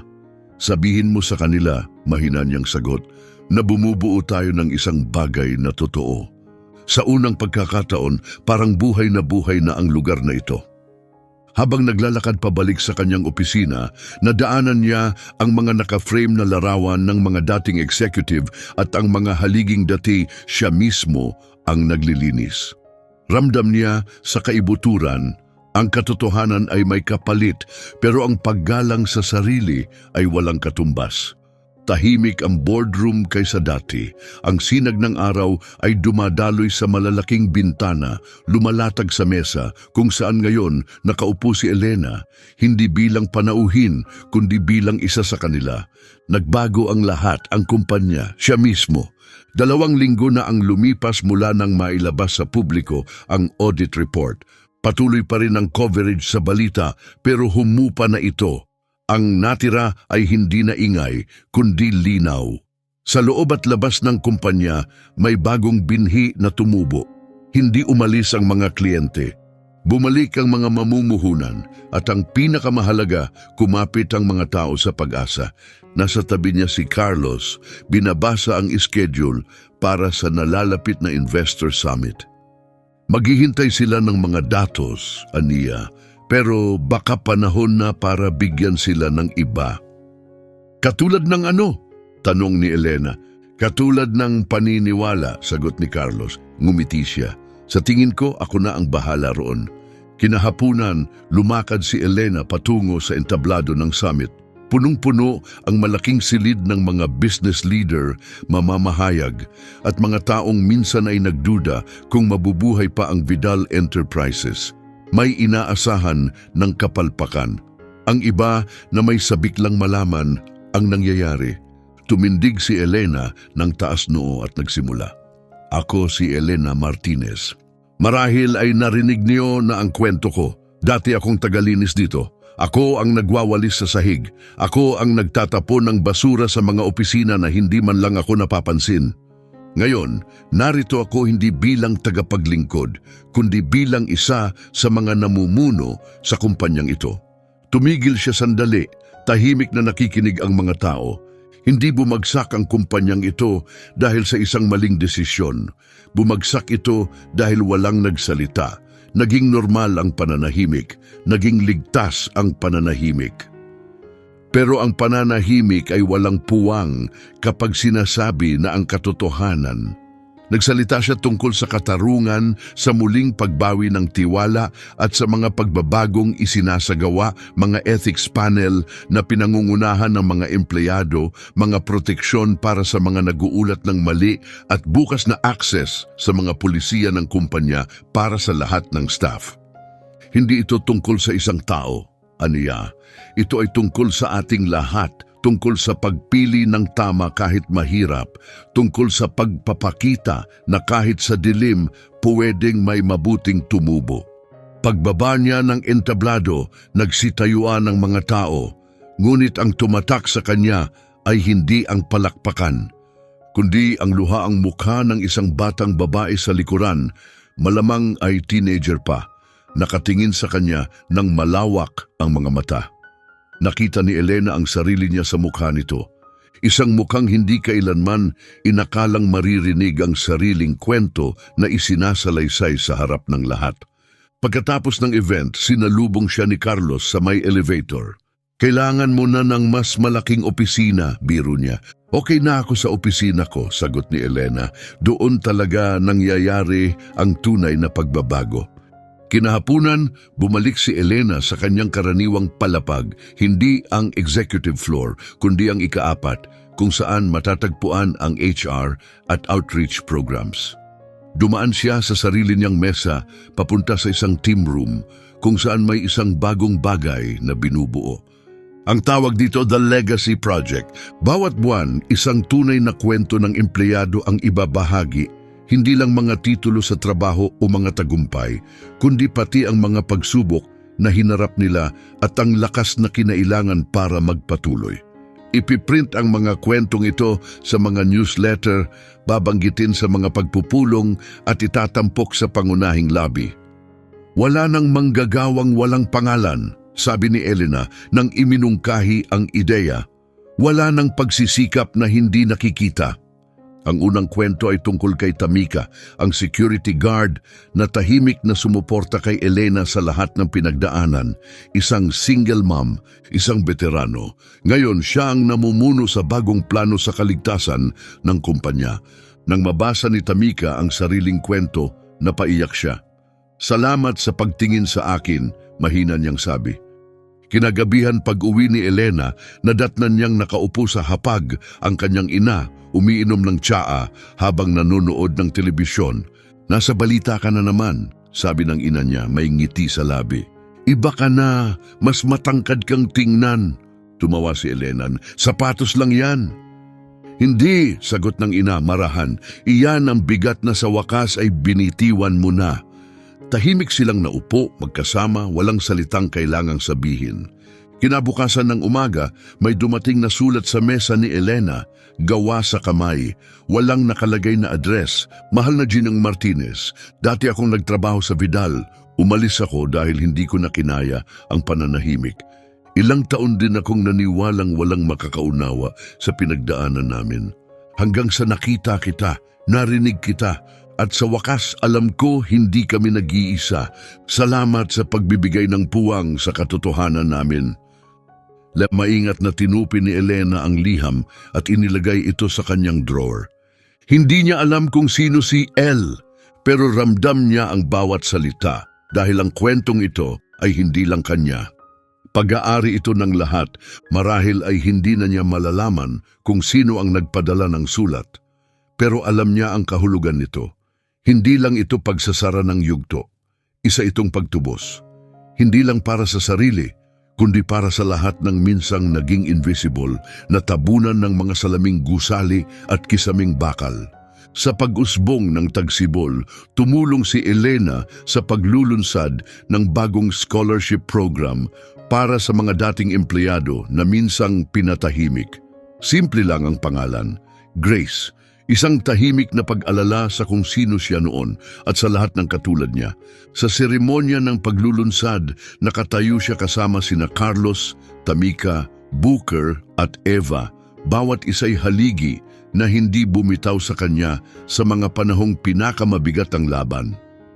Hindi rito nagtatapos ang kwento, sabi ni Elena. Ito pa lang ang simula ng panibagong kabanata. Isang yugto kung saan bukas ang mga pinto, naririnig ang mga tao at kailan may hindi na itatago ang katotohanan. Pagkaubos ng palakpakan, lumabas mula sa karamihan ang isang batang babae.